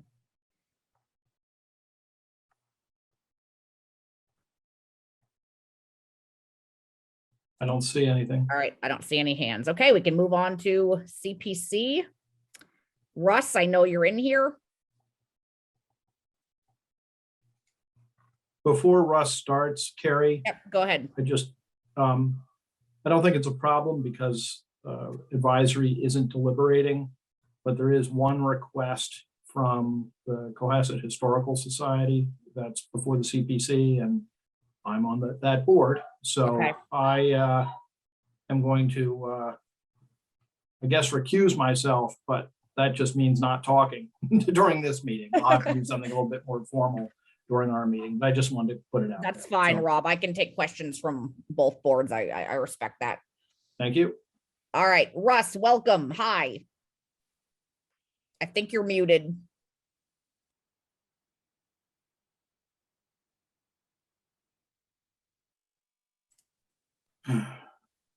Hold on, Russ. I'm trying to unmute you. There you go. Yeah, there we go. There, we can hear you now. No, boy, I'll tell you, my wife wishes he had a mute button. But unfortunately, yeah, we had a meeting last night. We've had a couple. We've been meeting almost every week now. We have a couple things that have been approved. We have a couple things that still need to be approved, or at least debated more. So far, we approved last night a motion for the Historical Society for $8,500 to digitize their collection. Two of us, myself being one, very hesitantly voted for it. Our concern is that this is going to take a while. In the past, we've had difficulties, shall we say, in getting funds to match any of our grants. And myself, speaking just for myself, I have serious concerns that they'll be able to do it in the future on this project, which is going to go 10 years. But we gave them $8,500 to kick the thing off, and we'll see how that goes. But the other one we've approved was for the harbor master, was painting and doing some carpentry work on the engineer's shed on Government Island. Now, for those who don't know where that is or what that is, if you are standing where those big circles are on Government Island, looking inland, you'll see a white building up there. That was part of the engineering buildings that was put in when they did Minus Light. Those circles, by the way, They assembled that light there and then took it out and put it up on the ledge. It's on the National Register of Historic Places. Lori uses it for her some storage and things like that, which is kind of keeping in the spirit of how that thing was built. And we gave her $15,000 for that. Other things we've approved was the Housing Authority for doors and windows on 60 Elm Street, $100,000 for that. And we also gave them up to $50,000 to replace the roof on the community building. We had a bond payment of $20,684. That was for a piece of land that was bought 20 years ago. We have, I think, 1 or 2 payments left on it. And that payment was $20,006 and some change. Last night, we heard a request from the town and CFCR for historic preservation at 40 Parker Ave, which is the old Haggerty building. The board was mixed on the historic nature of that property due to the amount of renovations that have been done to it over the years and additions as well. For instance, one of the things they were looking for was improvements to the sewer pump. And I know for a fact that is not an historic structure. We kicked it back. We want to have a determination from the Historical Commission, not society, as to the historical significance of the property. At one point, that property was owned by a man who defended the America's Cup in late 1890s, which is kind of specious as far as being historical in my mind. But we wanted a determination from them. We also wanted a determination from the Conservation Commission, since that's well in the floodplain, as to what work they're going to do and how that's going to be done. I would put that on the agenda as soon as we get it. I don't think we're going to get that before town meeting. The Affordable Housing Trust, we gave them $500,000. Personally, again, my biggest embarrassment with the Community Preservation Committee, and I'll take a hit on that one, is that we have not done any affordable housing units. Theoretically, we did 4 when we did the Tredis House. That comes under a law which allows each individual person to count as an affordable unit, which in my mind is fudging the figures. That's 1 unit, not 4, but I'll take it. And the affordable housing, we gave them $500,000, 250 up immediately, and 250 on the receipt of a affordable housing grant. We were under the impression there had been one. Turns out there wasn't. No big. We can get one drawn up before we give them the rest of the money. But it would be very, very nice to see some affordable housing come out of the CPC. I have nothing against groups like the Avalon people and all, but they put a big burden on the infrastructure of this town. And if we can make units throughout the town, here and there, 3, 4, whatever units, it will get people used to the fact that affordable housing does not mean you're going to have a biker family living next door, but you're going to have people who've lived in this town, who made this town what it is, who can't afford to stay here anymore. So I'm looking forward to that one. We did give the Historical Society $8,500 last night. I think I mentioned that already. For the Housing Authority, give them $100,000 to do doors and windows on the property. And we also gave them up to $50,000 to do the membrane roof over the community center, which is leaking and needs to be addressed. I don't know if we'll have the CSCR building back in time before we're done here. I'm willing to call a meeting up to the day of town meeting if we need to. But right now, that's pretty much where we sit. Okay. Any questions? I especially love your background music, Russ. It really jazzes up the message. Oh, you hear that? I'm sorry. I'll give her a plug. I'm teasing. I'm teasing. It's kind of funny. That's a woman named Catherine Russell. A couple of years ago, I went to see Levon Helm at the Orpheum in Boston. She was I the love opening that. act. Good shout out And- to the arts. Oh, she came out dressed kind of like a diva, which immediately turned me off. I'm thinking, well, anyone can dress up. Can you sing? Well, it turns out that Catherine Russell's mother was a dancer with Duke Ellington. Her father did arrangements for Louis Armstrong, or Louis Armstrong as he preferred. And it took about, I don't know, 20 seconds of the first song to make me realize that this lady's the real deal. Well, I love it. It's yeah, you know, you got to have fun on Zoom sometimes. Send me an email. I'll burn you a copy. It's great. All stuff. right, Diane, I see your hand first. Yeah, sorry, I've been off CPC for a couple years, Russ, so just some clarifying questions. Does the CPA or any organization provide any guidance on what is considered historic? Yes.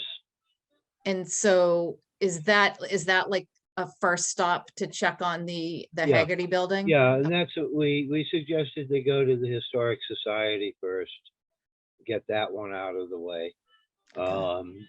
The meeting last night, as I made clear from the beginning, did not include discussion of the program.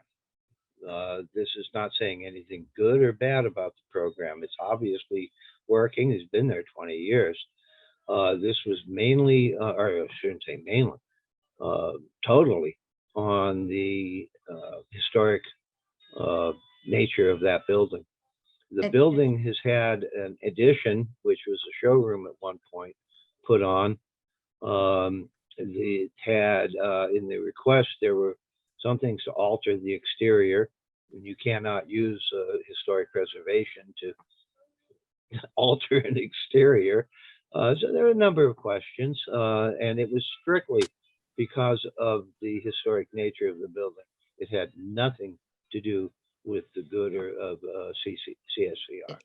And just another question on the, did you say there's a funding being recommended for doors and roof at the housing on Yeah. 60 Elm? Yeah. Now, is that something that we're allowed to do? Because I know that that has been debated in the past, whether that's Yeah, I mean, maintenance upkeep. Theoretically, it has to be housing that was created with CPC funds. I'll send out, I'll dig up a copy of it. Ginny Namji came up with a piece which, if it's permanently affixed, you can do it. And, you know, which is something that I think the CPA needs to address. When you get into a town like Cohasset, where your average single family house is damn near $1 million, how do you create affordable housing? And I think there should be, while we're doing that through the Housing Authority and our housing trust, and they've got lots of funding backing from us, at least we're showing that we support affordable housing by supporting what we have. And I think that is something that the law should address. You know, you get an A for effort, I guess, but you figure how you gonna produce a lot of affordable housing here. No, you're right, Russ. This is an ongoing issue. We were talking about this as a board earlier, and it's something that is going to continue to be an issue. So Yeah, you're not yeah. wrong. Yeah, I mean, it's too bad, but it is what Yeah. it is. Diane, do you have a follow-up or you're good? Okay. Okay. Susie, I saw that you had your hand up. I do. I just want to make one clarification. Russ, mistakenly referred to the Historical Society to determine the historic designation of properties in town. Right. And it's actually the Historic Commission that does so. And that's a town appointed committee that was created by the Mass Legislature. So I just want to make that clarification. Thank you for clarifying that, Susie. Yeah, if I can add on something, a quick round of applause for Susie and her husband Ed and her son. Susie became a grandmother yesterday. I don't know if it's the first or not, but Claire Persephone Wadsworth. Cleo. Yesterday. So congratulations, Susie and Ed. Thank you. You're And welcome. it's Cleo. Cleo. Cleo. Okay. All right. And she my was the ears aren't what muse. they used to be. You'll love this. It's the muse of history. I love that. Well, congratulations, Susie. That's Thank wonderful news. All right. Any other Okay. questions from the select board or advisory about anything that Russ said or for CPC related questions? It's also on the library roof. We sent that back for some clarification from capital budget. If I was a betting man, I would think I mean, it's obviously a good project, but we need a little more clarification.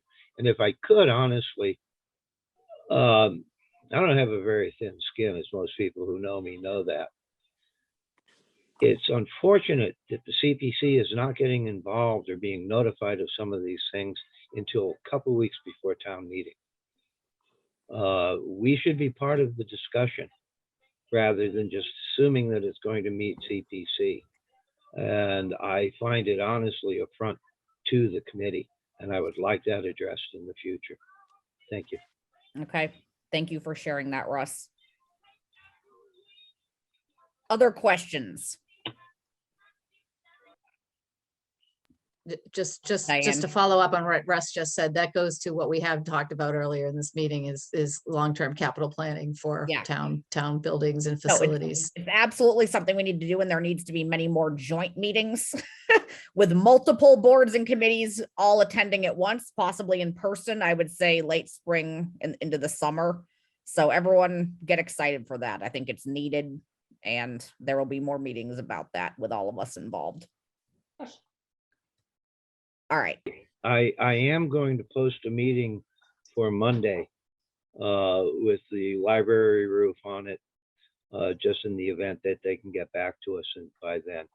Otherwise, we may, I know every year I say we're going to be done by the time the warrant's printed, but it wouldn't be the first time I lied to you guys. So we can get it in at the end if we want. I just want you to know that we'll be as flexible as we need to be. We may not meet the deadlines of the printing, but it's important to us that we deliver on whatever we can for the town prior to town meeting. Thank you, Russ, and thank you for all your hard work on this. Right. Actually, it's pretty easy. I have a really stellar crew of people. You do. All I pretty much do is make sure nobody starts shooting at anybody else and stay out of it. Russ, you're never a boring Zoom guest. Well, we'll try. All right. I've only kept advisory 3 minutes over time. So if there are no other comments or questions from advisory, you all are free to go. I know you have another meeting tomorrow night, so you can adjourn. Rob, you can come back in to adjourn your committee if you want. Motion to adjourn the advisory portion of the joint meeting. Second. Mike seconds, roll call vote. Gina Stino, Aye. Mike Barclay, Aye. Fran Collins. I'll take that as an aye. Patrick Kennedy. Aye. Mark Maggi. Aye. Mary McGoldrick, Aye. Meg Wheeler, Aye. and Rob Hillman. I too am an aye. We stand adjourned until 7 o'clock tomorrow night. All right. Thank you, advisory. Thanks for all your hard work this month. Thank you. Thanks, everyone. See ya. Have a good night. You too. Happy And meeting Russ- time. Yes, Russ and Susie, thank you as well. You're welcome. Taffy, you were in here to comment. I'm not sure if you still have a comment. But you still can talk if you want. All right. Moving back to the ARPA discussion. Chris. Hello again. Hello again. Let me get Don up here to make sure I don't make any mistakes. Okay. Okay, so as I think Don has explained before, there's two pots of ARPA funding that the town has received. One is direct, and that is going to the town in our immediate possession.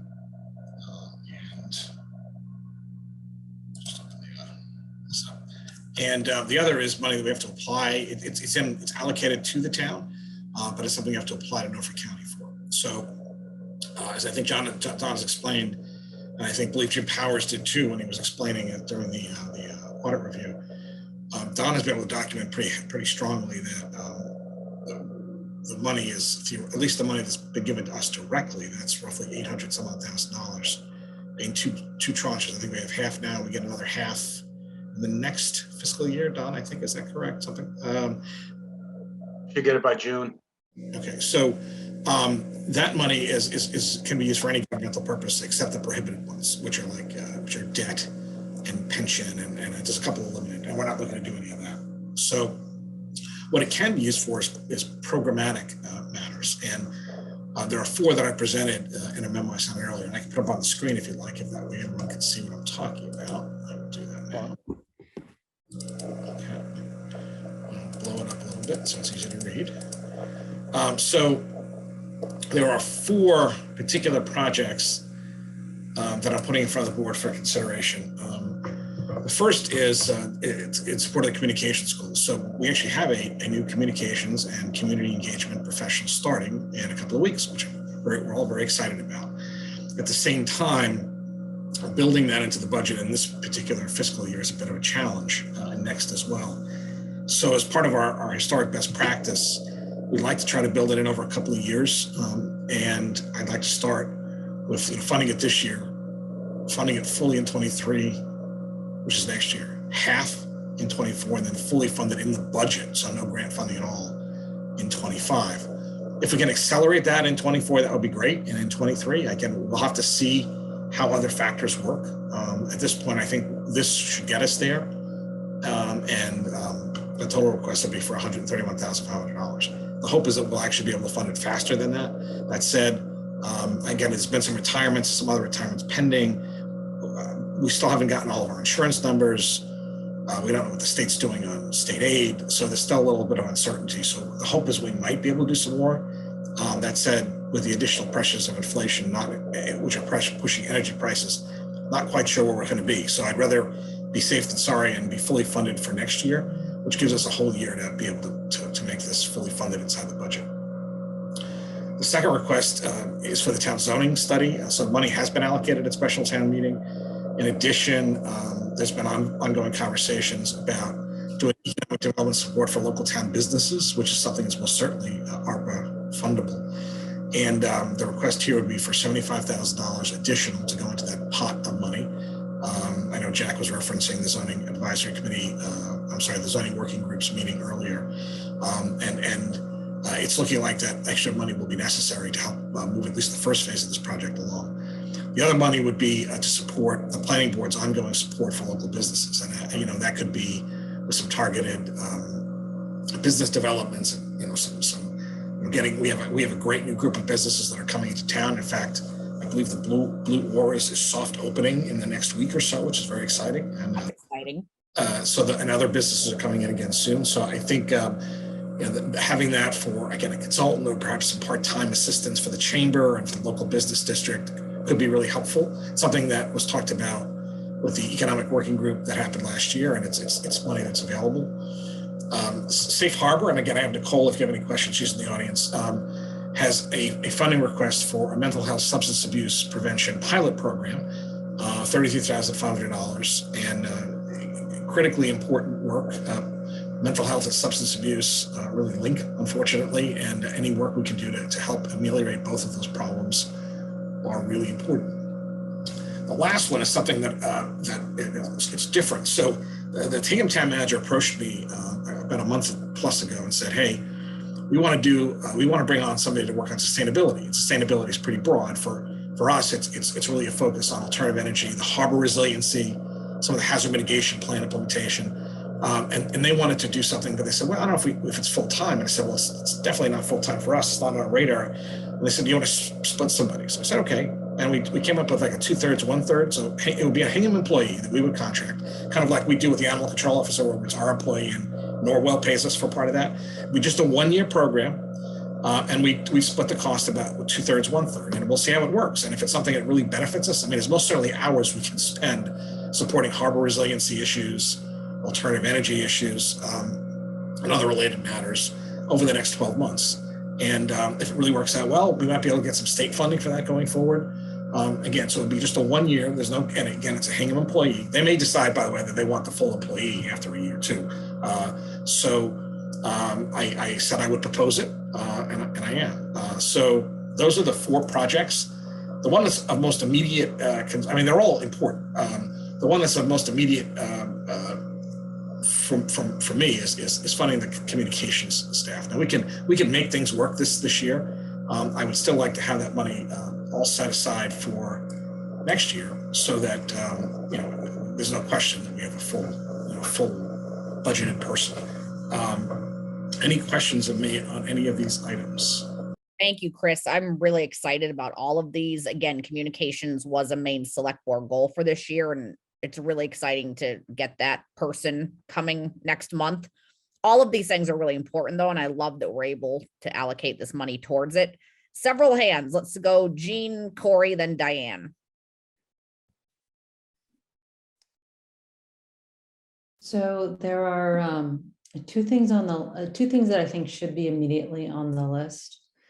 One is under the umbrella of communications, and that is having additional bandwidth in terms of, and I don't think this is our new communications person, but in the public relations space, we have some huge projects coming online, and we need to ensure that we have the communications bandwidth to address those projects. And this sort of goes hand in hand with the next set of immediate needs, I think, for ARPA funds, which is a financial consultant. And this is not to imply that, Don, you're not doing a great job, because you are. But this is more about, I think it was Brian who brought it up, that we have an immediate need to really start getting to brass tacks when it comes to our financial policies, our long-term planning, the sustainability of what we're currently doing when it comes to funding capital projects, when it comes to CPC funds, when it comes to projects like Town Hall and how we intend to fund these, including in relation to other projects hitting, like, for example, a resiliency employee who's now going to go and suggest all of these resiliency projects that are presumably going to cost significant amounts of money. There's sort of an initial demand, I think, to have some additional town resources to really start coming to brass tacks on some of these issues and coming up with both a plan and education. And so I think that's an immediate need that we need to build in to help support our town committees and boards, as well as meeting the select board's goal of infrastructure planning and financial planning, which we have frankly yet to do. And this year is almost up. And so I would really like to see us more proactively move towards that, in keeping with, I think, the sentiments that many are sort of expressing and we're thinking about, but we need to start now doing. And so I think the ARPA funds need to really be considered in that vein, in order to make sure all of this is being, when I say this, I mean these really significant expensive projects are being carefully considered and funded. If I could break down into 2 pieces, just so I understand. Go ahead. The first is when you say additional assistance to the new full-time person. And you're talking about, if you're talking about extending the work with our, the PR firm that we do now, that contract can be extended. I hadn't planned on continuing past July 1. That's right now, if I recall, we pay $18,000 a year. It's about $1,500 a month. So adding 18,000 to this is easy. And that would retain their services for us for an additional 12 months. So that's an easy add if that's something the board wants me to do. The second is, I will talk, Don and I have talked about this, about getting that ramped up so we can have a further conversation and come back to the board with some recommendations and figure out what that would cost and what it would look like. So in terms of, when I say that, I mean, it's assistance to help with a deep dive into some of the planning.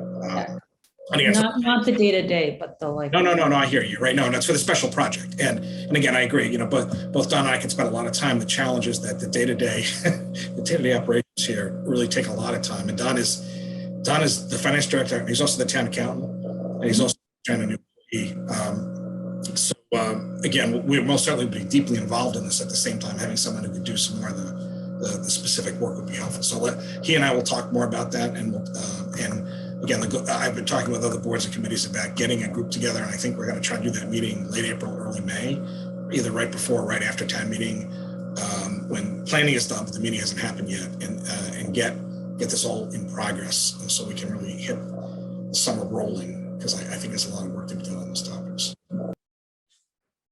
Okay. Thanks, Chris. Corey, I think I said you were next. Yeah, so I think the list that Chris put up, I agree. The communications option was a select board goal, like 1 alpha. And I think, if anything, the amount of time and effort that the town staff spent the last 2 years communicating extra, it's almost like we're just getting paid back for lost time here. So I think that's an appropriate use of that funding. Also support strongly the safe harbor funding. I think that's just fantastic. The question I have for Chris and Don is how much, I forgot, there was some math about how much we had.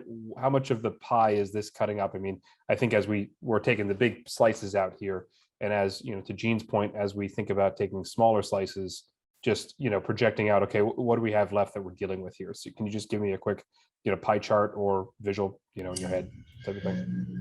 Well, if I did the math right, and believe me, I most certainly could have done the math wrong. I came up with $300,000 in this initial pot. And again, that's not counting any additional expenses for finance or for the PR services. We have 8, and again, Don can correct me if I'm wrong. I have us down as having $895,000 in direct aid. And that's what this would come out of. There's another $1.6 million that are available through Norfolk County for projects and programs that we have to apply for that funding. So this will touch that money. This will touch the money that we actually have in our direct control. So that would be 300,000 of the 895. Again, if I'm reading that right, and that which would leave another, almost $600,000 left in that pot. So like 40%. I mean, we're not even in half. Okay, that's good to hear. And then this is something, as I think we talked about this a few months ago, but this is something that we can fund kind of on a rolling basis. Is that correct? We don't have to, wait for a town meeting cycle or something like that, right? It can, okay. So we can be agile here. If we, decide to do something with it, we can make that call as we need to. Yeah, exactly. Okay. Again, that's one of the benefits of this fund. It comes to you folks, and then, give directions. All right. Thank you. Okay. Diane, then Jack. Thanks. Just a question about this money. Is there a timeline by which we have to spend it? Let's say the 895. Yes, is it 2024, Don? Is that what I have right in my head? I believe so. December 2024, I believe. Okay, so the end of 2024. And is that similar to the funds that we have to apply to Norfolk County to access? We would need to make an application relatively soon. That's a big chunk of money. Yep. So that we could expend it by December of 2024. And as somebody who in my professional life is dealing with using one-time money for costs that end up embedded in a budget, I just I want to make sure that you're comfortable with the plan going forward, especially for these personnel costs, that they don't, so that they're able to be sustained. Because we're using one-time money for something that we're anticipating is going to be more than one time. So there's only one position here that would continue, right? The sustainability coordinator is a one-time event unless there's a desire for it to continue. And if there is, we'll go back and find it. Again, I'm not recommending we do a full-time sustainability coordinator. I don't see the need for that at this point. I mean, though, again, if the town says go and do it, then we'll go and do it. And if we continue to share with Hingham, then it's just a cost of, like we're sharing the employee with Norwell. And again, so this is somewhat analogous to the FEMA grant we got for the firefighters. We added those additional firefighters, and the grant allowed us to ramp them up over 3 years. So that would be the same. In this case, we're doing it over 3 years. We start out full grant funded, and then 50% grant funded, and then 0% grant funded. And again, if we can accelerate that process, that would be great. And again, one of the things that we're not entirely sure of is how some of these retirement, we have noted there's some folks who've retired, and there's some more in the pipeline, and what that's going to mean at the end of the day.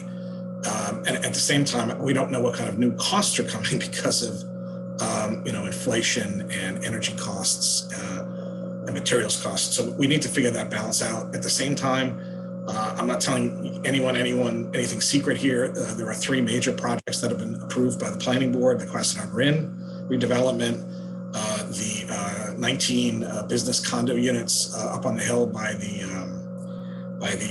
self-serve station there building, and then One Pleasant, which is going to be a redeveloped site. Those have all been approved, and work is, as you can see, there's already work begun on Quastenard Inn.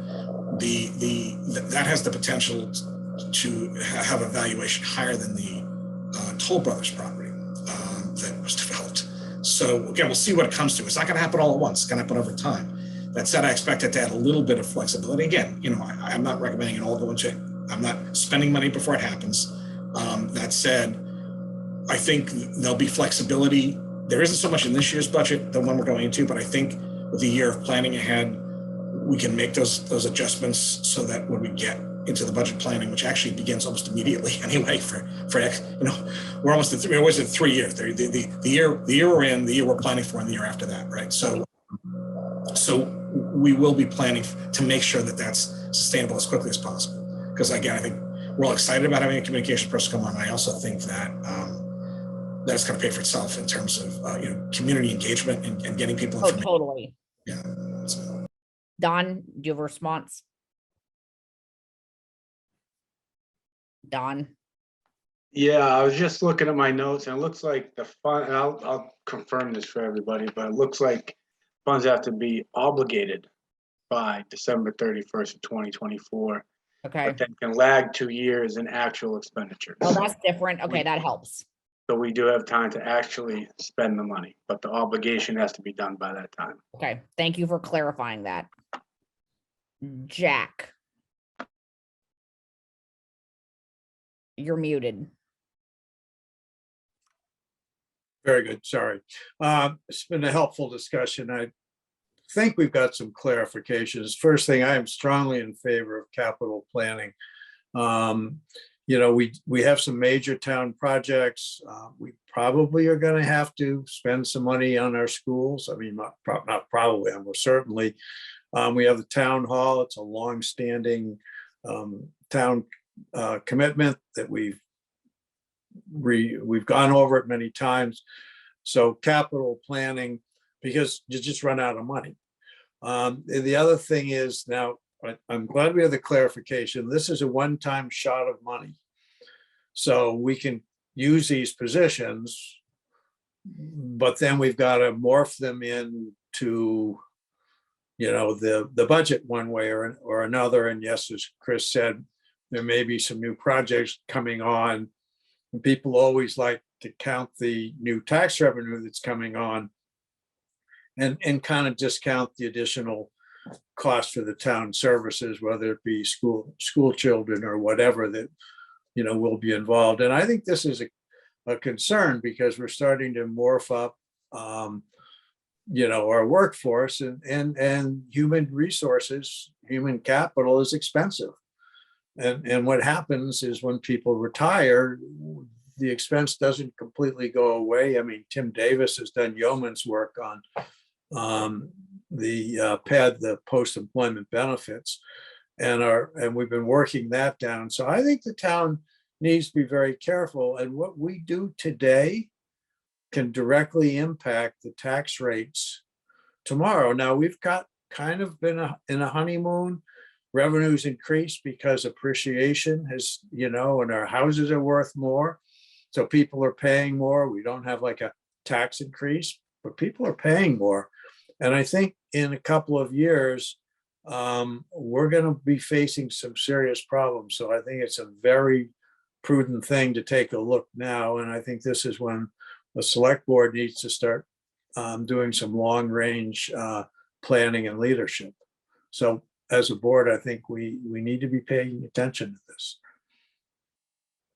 All right, Corey, then Jean. Just on the Norfolk County money, is that something we could apply? I mean, have they given us guidance? I know there's a little bit of up in the air. And my question kind of is, I know like one of the efforts was to fully fund the safe harbor director's position and stuff in the budget, but I'm just wondering if we could apply for a chunk of change, say we're going to fully fund this with 5 years of Norfolk County money, rather than just asking if that's possible. I would say things like that we should fund with the funds we get directly, only because applying to Norfolk County, even though like Jim mentioned in the presentation, the final rule from the Treasury came out and said that awards up to $10 million per community can be used for revenue replacement, which means any governmental purpose. You still have to apply and deal with, the folks at Norfolk County, which I still don't know if they're on the same page with what governmental purpose means. So things like that, staff, I would suggest we obligate those out of the direct money, so up to the 900 grand. And then the bigger, again, Chris and I, we've bounced a ton of projects, back and forth. And I have a list of, $2.6 million worth. And I would suggest, whatever you folks go ahead and improve, I'd say we apply for the bigger ticket items through Norfolk County. That's the strategy. And kind of do it that way. Gotcha. All right. Thanks, Tom. Sure. Okay, Jean. Sort of along Corey's line, I had a few questions about, for example, Safe Harbor. Are there other funds or other grants we can apply for to fund those positions, given just the high demand on fungible funds that we have, and the fact that mental health is such a crisis issue right now? I would expect that we might be eligible for other sources of funding other than using these very sort of precious fungible funds for both. My question is for everything, to be frank, but Safe Harbor jumps out because I would assume, but I could be wrong, that there are other potential grant opportunities out there. Likewise with economic development. So on that point, I would like to understand precisely what we're talking about here, because it seems a little nebulous to me. And so I'd like a presentation from whoever and whatever is proposing to use essentially this federal money. And then on the second point, I know that the state got significant ARPA funds in addition to what we're talking about right now. Again, so is there an opportunity for us to seek state money that came through ARPA for some of what we're proposing right now? Again, because I'm reluctant to, take money that we could use for like FiOS, for town hall, for resiliency. I'm just trying to think through the opportunity cost here. Chris, I see you nodding. Yeah, so the communications person, I think, needs to be funded this way to make that work, and the service. So again, that would be the number one thing I'd put here. I do think the opportunity to work with Hingham is also an exciting one. And I think building those bridges is good. And I think we have a lot in common in terms of, again, move Nicole up here too, so she can answer specifically about this particular program. Nicole's done amazing work over the last really 5 years. It's amazing. So, and we actually are now in the process of applying for another 5-year renewal, for the first 5-year renewal of that grant. I know that Nicole's optimistic and I'm optimistic that we're going to win that grant. That said, we're comfortable that if something didn't happen in 2023, we have the funds to cover the program for 2023 between the money we already set aside and any leftover money in the grant. Remember, the federal fiscal year is a little weird. It runs to the end of September. I don't know why that works that way, but so it overlaps with a good chunk of our first quarter here in our fiscal year. So between the money we've already set aside in the budget to build, we've been building up to fully funding the Safe Harbor coordinator in the budget, plus the money that we have in the grant that's still there. We're comfortable we can fully fund everything, even if we didn't win the grant for 2023.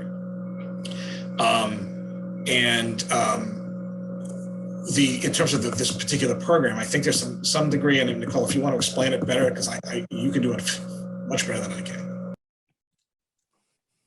Sure.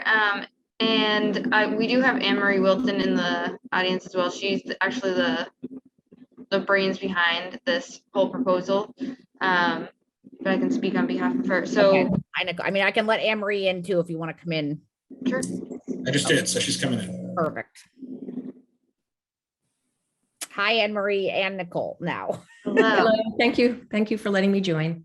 Of course. So this one program falls outside of the scope of the federal funds that we have currently. And this is specific to mental health and how we've seen it in our data with anxiety and stress just kind of skyrocketing, especially with COVID. It's always been something on our steering committee's to-do list to have some type of workshop that really addresses and pinpoints the reasons why our youth are so stressed and have anxiety and depression, and then giving them a toolkit to bring it throughout the many years and have it be sustained where they are having healthy coping skills and we are avoiding adulthood addiction. And I don't know, Anne Marie, if you want to speak a little to what you proposed. Hi. Yes, I did. Basically, it is something we've wanted to put together for the last 5 years. But as Nicole said, the grant does not cover this kind of avenue of exploration. We just want to fund a 2-year, it's a pilot meditation and yoga program. And I don't expect that we will be coming back for any other funds. We basically just want to see if this takes off. And if it does take off, it'll be the impetus for us to either get those monies and in a different way, or to use a future grant for it, or to have the pilot program show us that it should be instrumental for the schools, maybe the beginning of every school day.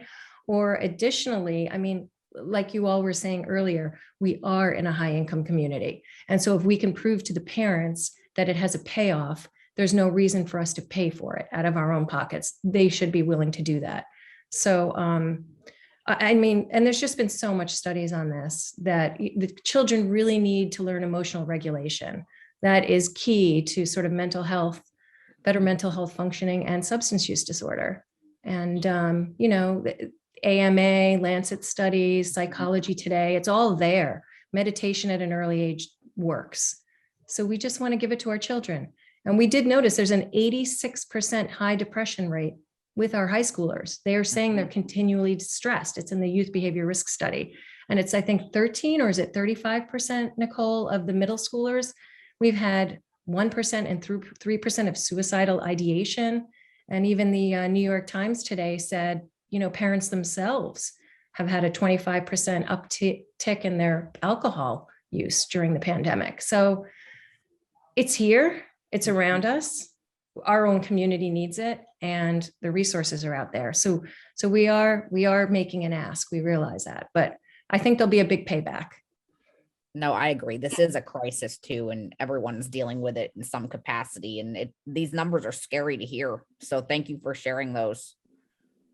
Yeah, and I just wanted to add one other point. Is essentially, as Anne Marie mentioned, it would be a pilot program, not so much personnel. And we would the funds that we've asked for in that proposal would cover an evaluation piece as well, so that we could see at the end of the 2-year, if this were to be approved, to see was there a payoff, and then we would proceed accordingly.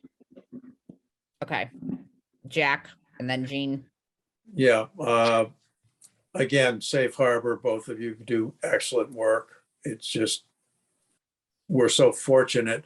And one of the takeaways is that a lot of our problems start with kids at a younger age than we used to think of. And I think, you know, Anne Marie and Nicole have kind of educated the community that if we hit people, that our kids in the lower middle school, that's when they're the most vulnerable, and that's when we can make, you know, a great difference. And I think we really, and not just the parents, but the whole community needs to thank them greatly for the work they've done, because I think it really has made a difference. So, you know, well done, both of you. Jean. Well, thanks. It's helpful to get more details on this. Is this something that's being done in conjunction with our schools? With the school administration? Is this like an after-school program or? That's correct. It'll be an after-school program. We hope to run it twice a week. Once in the morning, I think, with the younger children, and in the afternoons with the older students. We want to hit both populations, but the younger is the more important, we feel. Nicole, correct me if I'm saying anything incorrect. Yeah, no, that is correct. And we are, to Jack's point, we have been working with the middle school and the elementary school. The schools have, over the past 5 years, have opened their arms, and they've been phenomenal. And I know that they're on the same page. So we have been thankfully going in front of the kindergartners, the 2nd grade, the 3rd grade, and I was just in the 5th grade last week. So we are getting in front of them slowly and surely, and our middle schoolers are putting on performances to get the information out there, trying to be role models. So we are just trying to, as Anne Marie mentioned, hit a whole nother avenue of exploration where we are not able to do that within our current funding. And I love that you're hitting those different age groups. Your social media has been great lately, Nicole. It seems like they really love the dramatic performance aspect. I think that's a really great way to get them involved. Future Emerson students. Exactly, Right. exactly. I'm recruiting them already. Let's see. Any other questions for Anne Marie or Nicole? Thank you both for hopping on to tell us all about this. This was helpful. Thank you. We appreciate it. Thank you for having us. Well done. Well done. So in terms of priority for approval, that would be one. Yeah. The communications is 1A.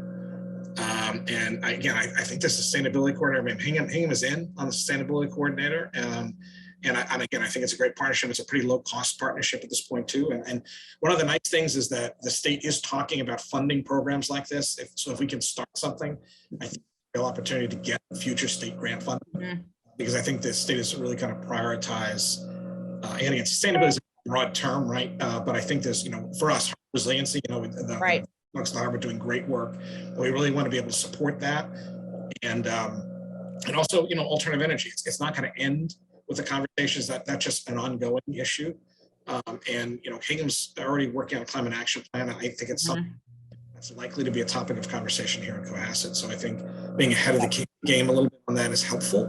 And again, by being a pioneer in this, I think it's going to open us up to more funding opportunities. Because I think the state, to go back to your point, Gene, will release more funding. So one of the challenges, they haven't really figured out how to release the funding. The SRF, the state revolving fund, that we did get the PFAS, remediation grant for. That's because we spent money. We were in a pilot program and we're ahead of the curve. So we're actually in line to save some real money on that. And that's a place where the state has said we're putting ARPA money into help localities. I expect more of that to occur. And I think the sustainability person is part of that. So again, the zoning is not imminent. That money, a consultant hasn't been picked yet, but I know it's in the process. So I would keep that on the radar. I know you don't have to fund that today, but I'm putting that out there for conversation purposes. But those other three, if you would be willing to vote those, that would be great.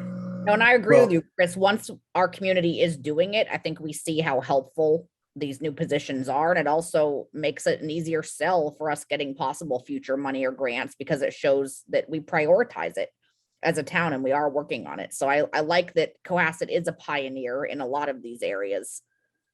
Corey, then Jack. Chris, what do you need from us to move forward? Do you want an official motion on these funding things? Yes, I would ask again if if there's a request for me to add that 18,000, I'd add $18,000 to the communication ask for another year of JGPR, which again gives us an ability to ramp up our game as needed for bigger communication issues. Bring that ask to 145. The others are the mental health and substance abuse program, which you've heard Anne Marie and Nicole explain. That's 33.5.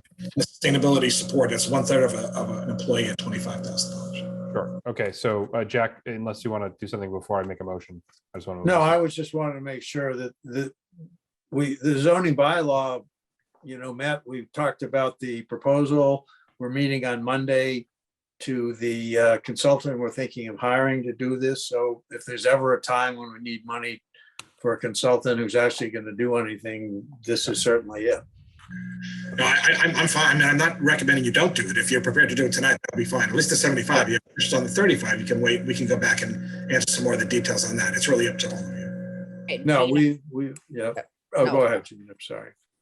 Yeah, so the 75 was for the study we've been talking about to date, the zoning bylaw working group. The 35 Correct. is more nebulous to me and I'd like more details. Okay.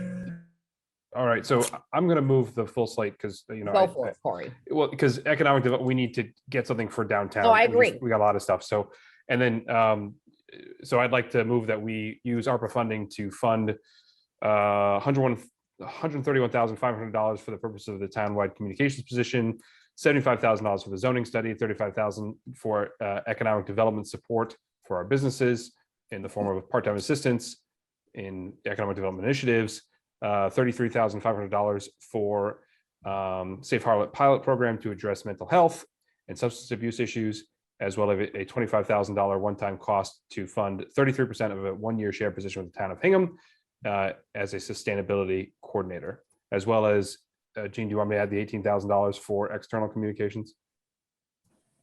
Yep, and money for a financial consultant.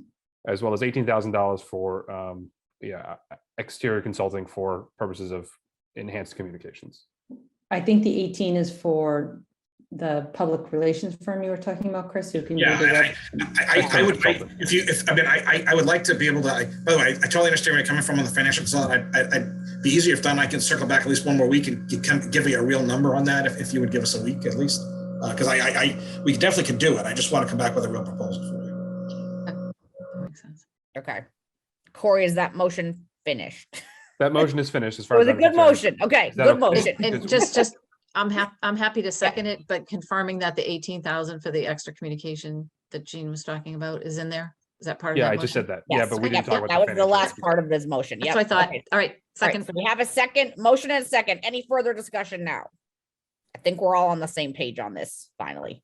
Okay. Yeah. Go ahead, Jean. I'm sorry to beat a dead horse. I don't understand what the 35,000 is for. Are we directly giving private businesses, government funds, or are we hiring additional people within the town or consultants to help with economic development? I just need some more details, which I'm happy to support the full slate, but if we're going to do like some sort of like a direct grant program to businesses, I just need a little more details. Yeah, I mean, my purpose for including it is to say, okay, we have this pot of money and I'm fully anticipating that Chris will come back to us with some sort of, this is how I intend to use the money.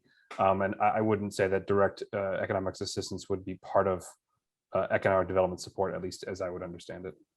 Yeah, and the wording is bring on. And I assume bring on part-time assistants, that means, get some kind of assistant. Right. To do And I will that, say- not direct grants. Corey and I spent a lot of time, the past couple of years with the Economic Task Force and serving on that and hearing from our local business leaders and what's going on in our areas of town that need some economic revitalization. This is a critical issue and it's something that a lot of people in our town really care about. So I think this should be included in on the slate. And It's- and I'm sorry, fine just with, I'm fine with supporting it. I just wanted to clarify because as Mhm. someone who's dealt with the PPP program and how that was rolled out, I just Yeah. want to be sensitive about what we're talking about and if we're picking and choosing among our businesses. So I just want to. Right. No, it's So if I can overall clarify- trying to lift all boats, the rising tide. So we won't spend $1 of that allocation until we come back to you with a plan. That's more detailed, okay? Okay. Okay. Are we done with discussion now? All right, let's vote. Roll call vote. Jack Creighton, aye. Corey Evans, aye. Jean Haley Dipple. Diane Kennedy, I. Carrie Thompson, aye. All right, good job, everyone. There's a lot of exciting stuff in there. Chris and Don, thank you for your work on that. All right, moving on to town meeting stuff. We have 2 articles to review and possibly vote on. Article 19, which we started talking about last week, the remote participation for town meetings, and then Article 20, which we also got information about last week about a citizen's petition for surplus funds.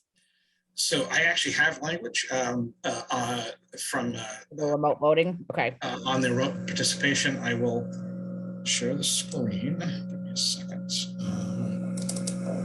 Okay. Here we go.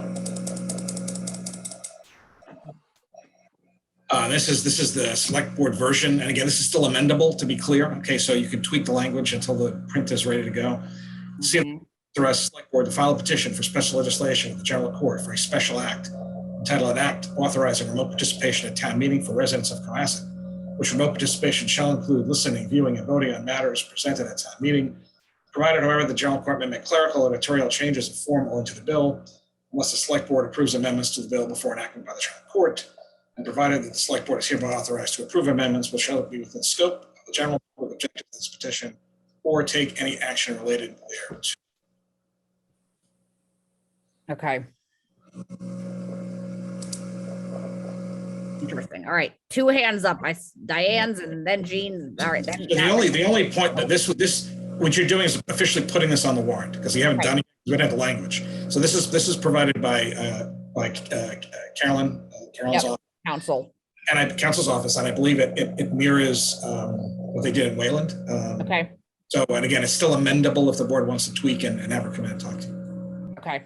And again, we all, I think, are on the same page with this as of last week. Are we ready to vote to put this on now? And then we can discuss if we want to support it? Yes, I'm fine Yeah. with that. I move that we put Article 19, remote participation on the ballot. All right. Do we have a second? On the warrant. Yeah. On the warrant. Clarification, I'll second Yes, it. Thank you, Diane. Yes. Did you used to be an English teacher, Diane? I just had to ask. I'd like to file an but- amendment to the motion, please. Wait, what? I But would the like next to- article is Hold on. actually about a ballot, so it's Okay, hold important on. distinction. Corey's not happy with the motion. Go No, ahead. I would like to amend the motion to have the it be earlier in the town warrant. I think that this is important. I don't think that the whole purpose of this is to get people to vote for it. If we put it at the end when half the people have left, we're kind of, I mean, what are we doing here? So I would amend the motion to put it as Article 3 on the warrant. So I know that typically with the way that the warrant is constructed, we usually start with some of the budget stuff at the beginning and go into usually, I know citizens petitions at the end. I know that's not necessarily a set in stone process, but it is something we can discuss. Diane, I see you. Yeah, see me wiggling. Yeah, I see you because, wiggling. Because, normally I bristle when we say article number because there's a lot of movement as course. articles come in. So, if we were okay with just putting the substance, the name of the article, and then once we have everything on there and voted, then we can, I don't disagree with Corey's request to put it Construct the sooner order up. later. But I think the numbers, the numerology is less important today until we have the full warrant. I think that's a valid point. All right. So obviously we know this isn't necessarily going to stay in Article 19. Jean? Just one question, and I think I know the answer, but I just wanted to ask, and I think it's a well-written article too, so great job to Carolyn for doing that. I agree. I don't think there's anything that would prevent us from doing, for example, from joining into Wayland's. If we wanted to, I think this gives us sufficient room to make strategic decisions if we're joining other towns who happen to have the same home rule petitions. Which Well, I know. yeah, the point is to just get as many towns to do it as possible. Yeah, I just So want to we make sure legally we have that space. I think we do, but I just wanted to, I'm pretty sure we do, but we can double check with Carolyn on that. Jack. Yeah, I think we're gonna move forward with this. Corey brings up a interesting thing about where you place them. Do we want a situation where people can show up, vote for And their then favorite leave. things? Yeah, and then leave. I know, I worry about that too. I worry about that as well. And the other thing is, does the select board want to be in the position of kind of waiting, various articles, we put them where we want. So I haven't really thought it through at this point, but I think that if we're going to go down that road, we probably should establish some protocols for that. I think it's a good idea, and it's good that Corey brought it up to discuss it, but we ought to think about it. Yeah. I mean, it is really sad when you see that mass exodus where everyone Oh, shows yeah. up for one We article won't and then have a everyone quorum leaves and after you barely have 7:30. quorum left. So I do worry about that too. So let's maybe keep talking about the order of the articles in the next few weeks and ponder philosophically, I guess, what we want to do. All right, Corey. I just want to put something in everyone's mind. I mean, people don't just leave because, their favorite thing is gone. They may have kids to take care of, other things. I mean, No, I know, that's why we're voting I don't on want remote to voting. demean people that leave Remote early because they have participation. other stuff going on. However, the question that I had for Chris, and I myself and Jean will be attending the advisory committee tomorrow, and what I'm guessing, one of the concerns is going to be the implementation of this. And I've been very clear about this is purely a policy article. Like, we are going to petition the state, and there's a lot of things that have to go on. And let's say everything goes our way, we still will have to create a warrant article in the future that outlines the process, that, to Diane's earlier point, that funds whatever this is going to be. So, there's going to be a lot of logistical, a lot of legal questions here, that a lot of this will have to be decided at the state level. This is just a petition to say, you guys need to take a look at this, and we want to be part of that conversation. And so that's, is that I just want to, is that framing accurate, Chris, for, as we talk about this article? Yeah, remember it also says that or take any action related there too. So to petition the general court requires a lot of work and working with the communities. I think, again, you gotta have Carolyn confirm this, but it seems logical. I mean, that there'll be a lot of other coordination and work with other communities, because the legislature it generally does not like to give towns one-off special powers unless there's something very unique.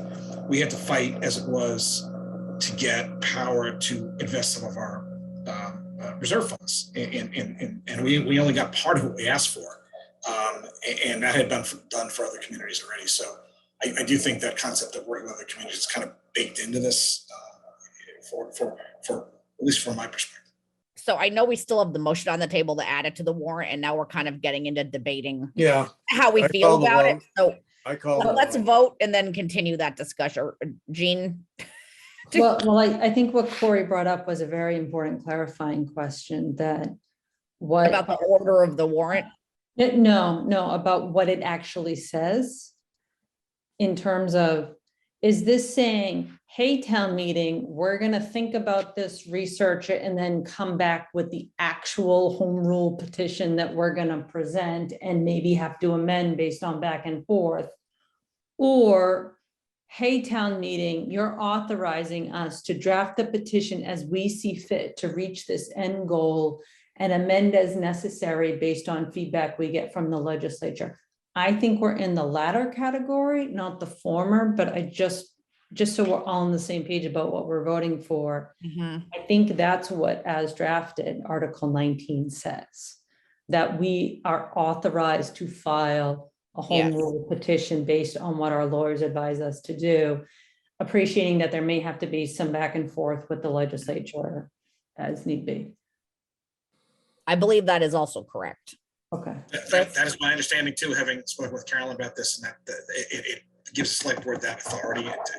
Obviously, you more public input as you went, but the town meeting can't actually do this stuff. It has to give someone the authority to do it in this select.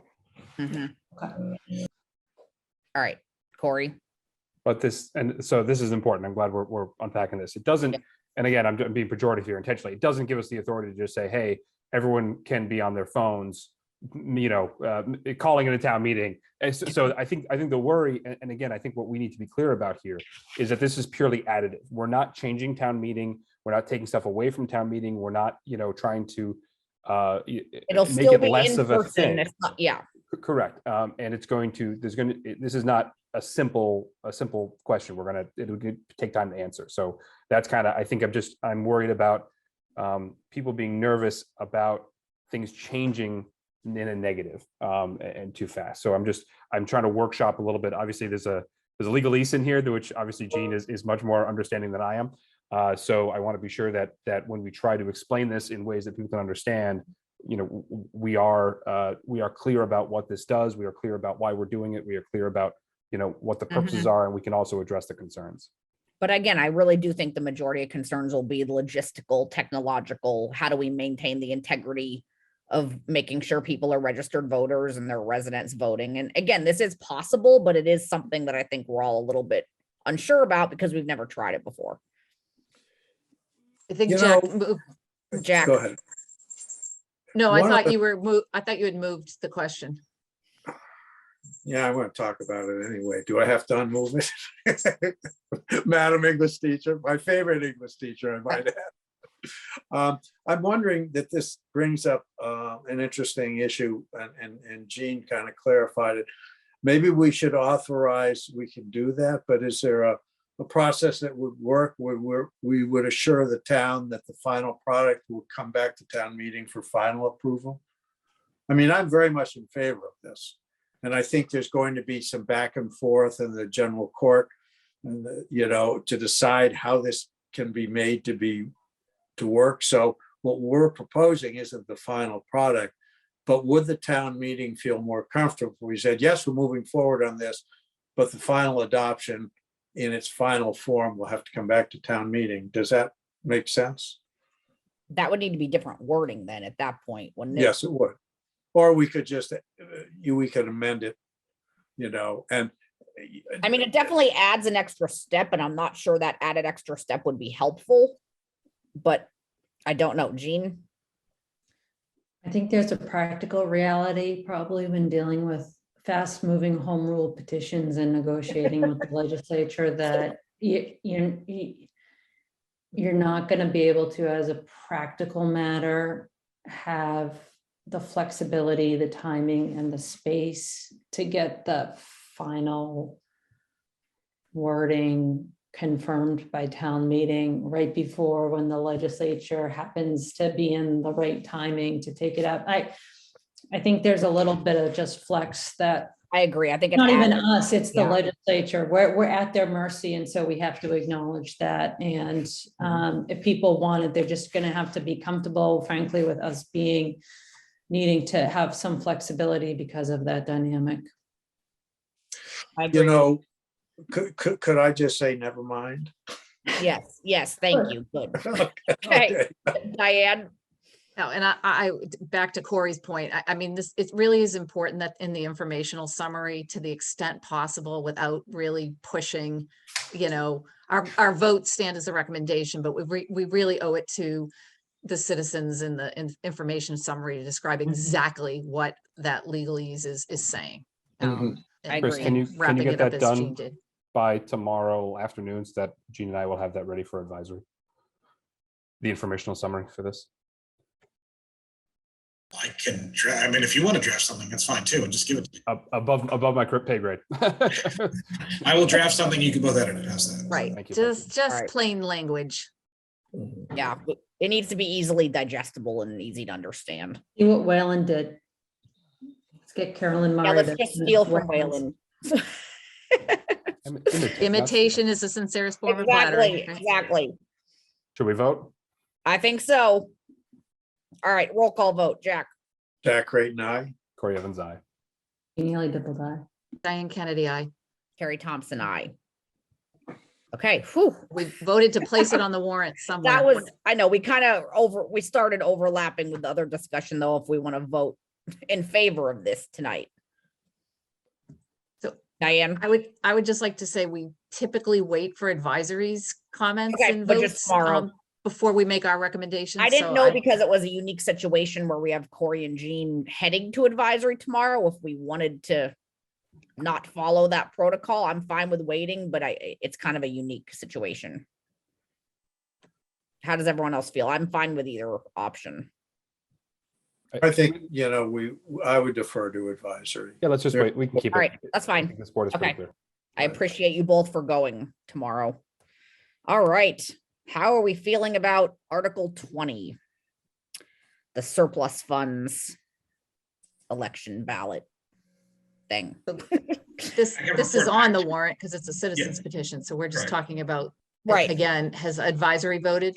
They did. The advisory discussed it at their last week's meeting and they voted nothing not to recommend this article to town meeting. It was unanimous, right? It was 7-0 unanimous. I have to say, I would agree with that. I think we're spending so much time talking about the value of town meeting and why it matters and trying to help people participate in it more. And I think that, if we think about the importance of democracy in terms of both town meeting and our town elections, they are both really important. And I don't necessarily like privileging one over the other, especially when you can't always determine turnout will be higher for one than the other. Diane? Yeah, I'm not in favor of this article. I think it sort of fundamentally kind of changes, how agree. financial decisions are supposed to make. It sort of takes it away from town meeting, which is the legislative body. My, one of the thing, I'm happy to make a motion on it when everybody's ready, but I remember the advisory committee meeting because I did attend it. There was a positive motion. Does it matter for the warrant, Chris, whether there's a motion to the way it's listed? Because it's usually listed recommendation. And then We don't want that confusing people. Yeah. so does the motion have to be an affirmative motion to recommend and then it fails, or in the vote if it weren't a recommendation? So again, I'm not playing lawyer here, but simplest motion is usually the better one, whatever that may mean. So the advisory started that way and then didn't move and then did a motion not to recommend. And I was gonna say a vote to not recommend, I think is the clearer message. it's whatever the majority of you, Right. wherever you stand. But is that how the vote would be reflected? The recommendation would be reflected in the warrant is my question. It's either vote to recommend or vote to not recommend or not to recommend, depending on how to word it. No, we can take no position. We just vote to authorize it to go on the ballot, but it goes on the ballot anyway, does it not? Yeah, it's on there. We don't have to vote it onto the warrant. You mean the warrant, not the ballot, Yeah, right? this is for recommendation. Right. Right. Yeah, we don't have to take a position one way or the other. We're not required to. Well, I'm willing to make a motion that we not recommend the citizens petition for election ballot for surplus funds. Okay, do I have a second? Second it. All right, any further discussion on that? I was just gonna No, mention, sorry, I was just Go gonna just say the reasons for my not voting for it. I think Yeah. the first thing I was advisory, somebody, I think it was Mark Maggi made a point about, this is a solution looking for a problem. I think historically we haven't had this problem. This hasn't been, and town meeting, we already have a mechanism which is on the floor of town meeting. And this has happened before since I've been active. I haven't been active that long, where someone can make a motion to separate something. So if there are lots of mechanisms here to address the policy concern. So on one hand, this really doesn't fix that policy concern. And I'm not sure it's an upgrade over what we have right now. So that's why I'm voting to not recommend.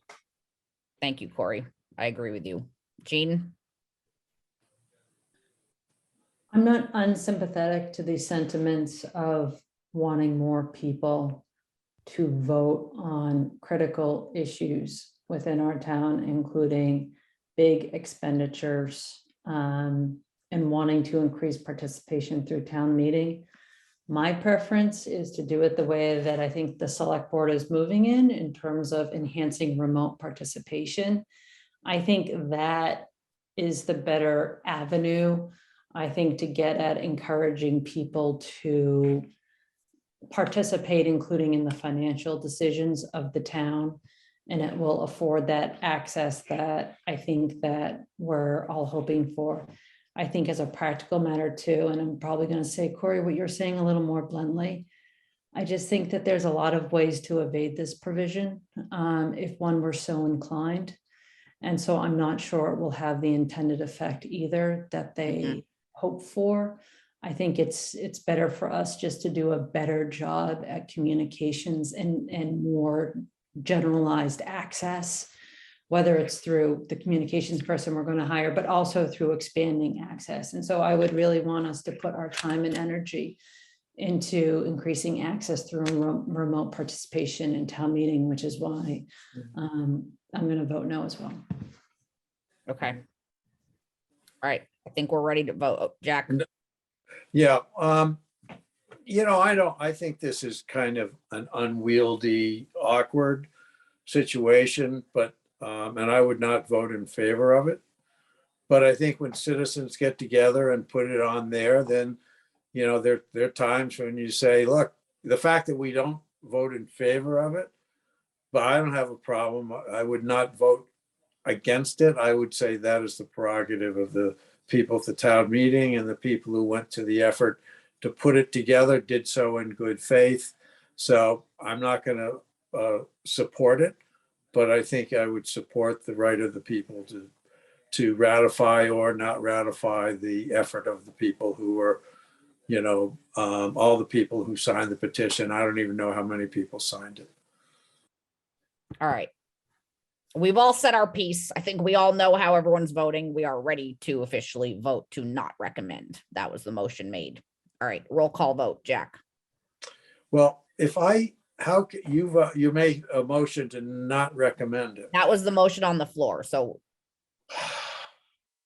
well, I'm obviously, I would probably just abstain from voting or vote no. I don't want to have a no vote.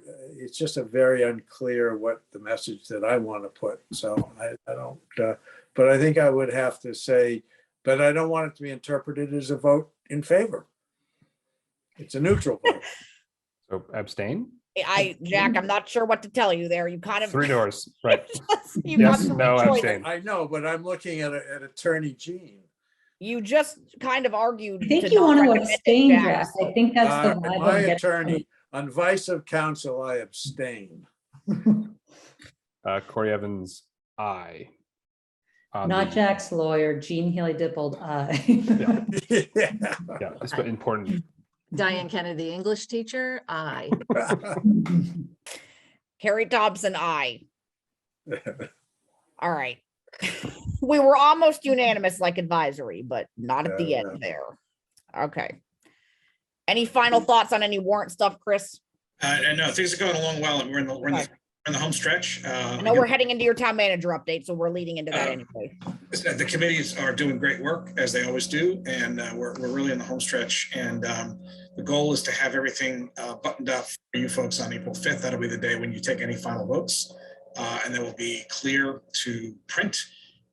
And we will then be able to do with our new communications person starting literally the next week. We're very excited to do some communication at town meeting and people engaged. So it should be a lot of fun. So it's coming along well. Advisory meets again tomorrow, every week. You meet again next week and the week after. And I think we're on target for getting everything wrapped up by April 5th. And on the warrant, that's on the warrant. I'm going to pass my time. I've been updating every week for the last few weeks.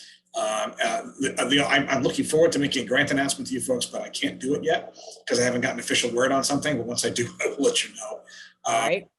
But other than that, I will pass my time back to all of you. All right, great. Thank you. Any final questions for Chris?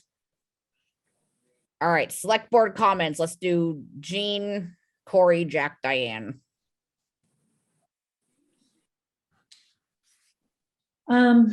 So just a reminder to everyone that Thursday, I think, is the last day to pull papers for a variety of spots that are available for election. As you can tell by this riveting conversation we've had over the last few hours, town government is really important. And I say that in all sincerity. The other thing I just wanted to remind my fellow select board members not to lose track of is the Norfolk County IT issues that still need to wrestle down. So there's that. And then I just wanted to give a shout out to the all school concert that happened last week, as well as the all choral concert as well. Very well run, and it was very impressive, including the high school that learned the Ukrainian national anthem and did that, which was really nice. So it was a very impressive concert by all. So congratulations. Great. Yeah, echo my colleagues' comments about last couple days. I still think we only have one person running for 2 seats on school committee. Is that still the case? Elections matter, like they really, really do, but you got to have people. And I implore you, if you love the community, just step up and give it a shot. Did want to mention on one thing that's been floating around the ether is our beach parking passes. One thing that I heard from Situate, which is interesting. They're doing 2 kind of things which are noteworthy. One, they're introducing a kind of a light pass for like morning hours for surfers or for people with dogs, that sort of thing. The other thing they're doing is they are going to allow Metco students to apply for beach permits, which just, again, it's one of those ideas that makes perfect sense when you hear about it. I mean, these students are part of our community. They should be able to go to the beach with their friends. So just put that on our radar for when we talk about the beach stickers going forward. Wanted to share that. Thank you, Corey. Yeah, and that needs to be a further agenda item when we can really hammer down on that. It's been on our to-do list. Jack? Yes, well, first of all, congratulations to our new fire chief, John Dockery. And I just got a text message that says, just simply, quote, "It looks like the public input to the select board on this important matter was important. A good lesson for all residents." I think that says it all. Thank you. Diane? I just wanted to remind everyone that the Rotary's Cohasset annual Cohasset Road Race, which is, I think, the 45th running, is on Sunday, April 3rd. So it's coming up. If you haven't registered, do so. It's another one of those great events. The fact that we approved 3 kind of annual, I know, it's so exciting. you know, it's very exciting. So looking forward to it. All get kicked off with the road race. And that reminded me, Chris, usually around this time of year, there's a health and rec fair. Has that been considered or just kind of dropped for this year? It was considered, and the consensus between the health folks and rec was to postpone it this time. Given that there was still restrictions. Yeah, because there's a couple of months of advanced plan that goes into it. So And registration it's indoors. is not going. Yeah, it was indoors and all that. So I know they're excited to bring it back. I know there's a lot of interest to bring it back. So unless they reschedule for the fall, I think the plan is to bring it back next spring. Great. Well, looking forward to all the events. I know, it is really exciting to have our events like they used to be. All right, you all already said what I was going to say. And just a final note, I am not going to be able to be at the meeting next week. So Corey is in charge. I will be overseas at a conference, so I will be in a very different time zone. But I'll be with you all in spirit, and I'll watch the meeting when I get back. All right. We don't have any other Come on, comments. Corey, go for it. What are you saying, Corey? What's that motion? Point to wherever Jack is. I don't know where he is. I was like, which All area? right, let me see what does he It's want? different Oh, on all of our screens. I know. Motion to adjourn. Second. Do we have a second? All right. Roll call vote. Jack Creighton, aye. Corey Evans, aye. Jeannie Haley Dipple. Diane Kennedy, aye. Harry Thompson, aye. Thank you, everyone. Good meeting. Thanks, Chris. Good meeting. Thank you, everyone. Good night, everybody.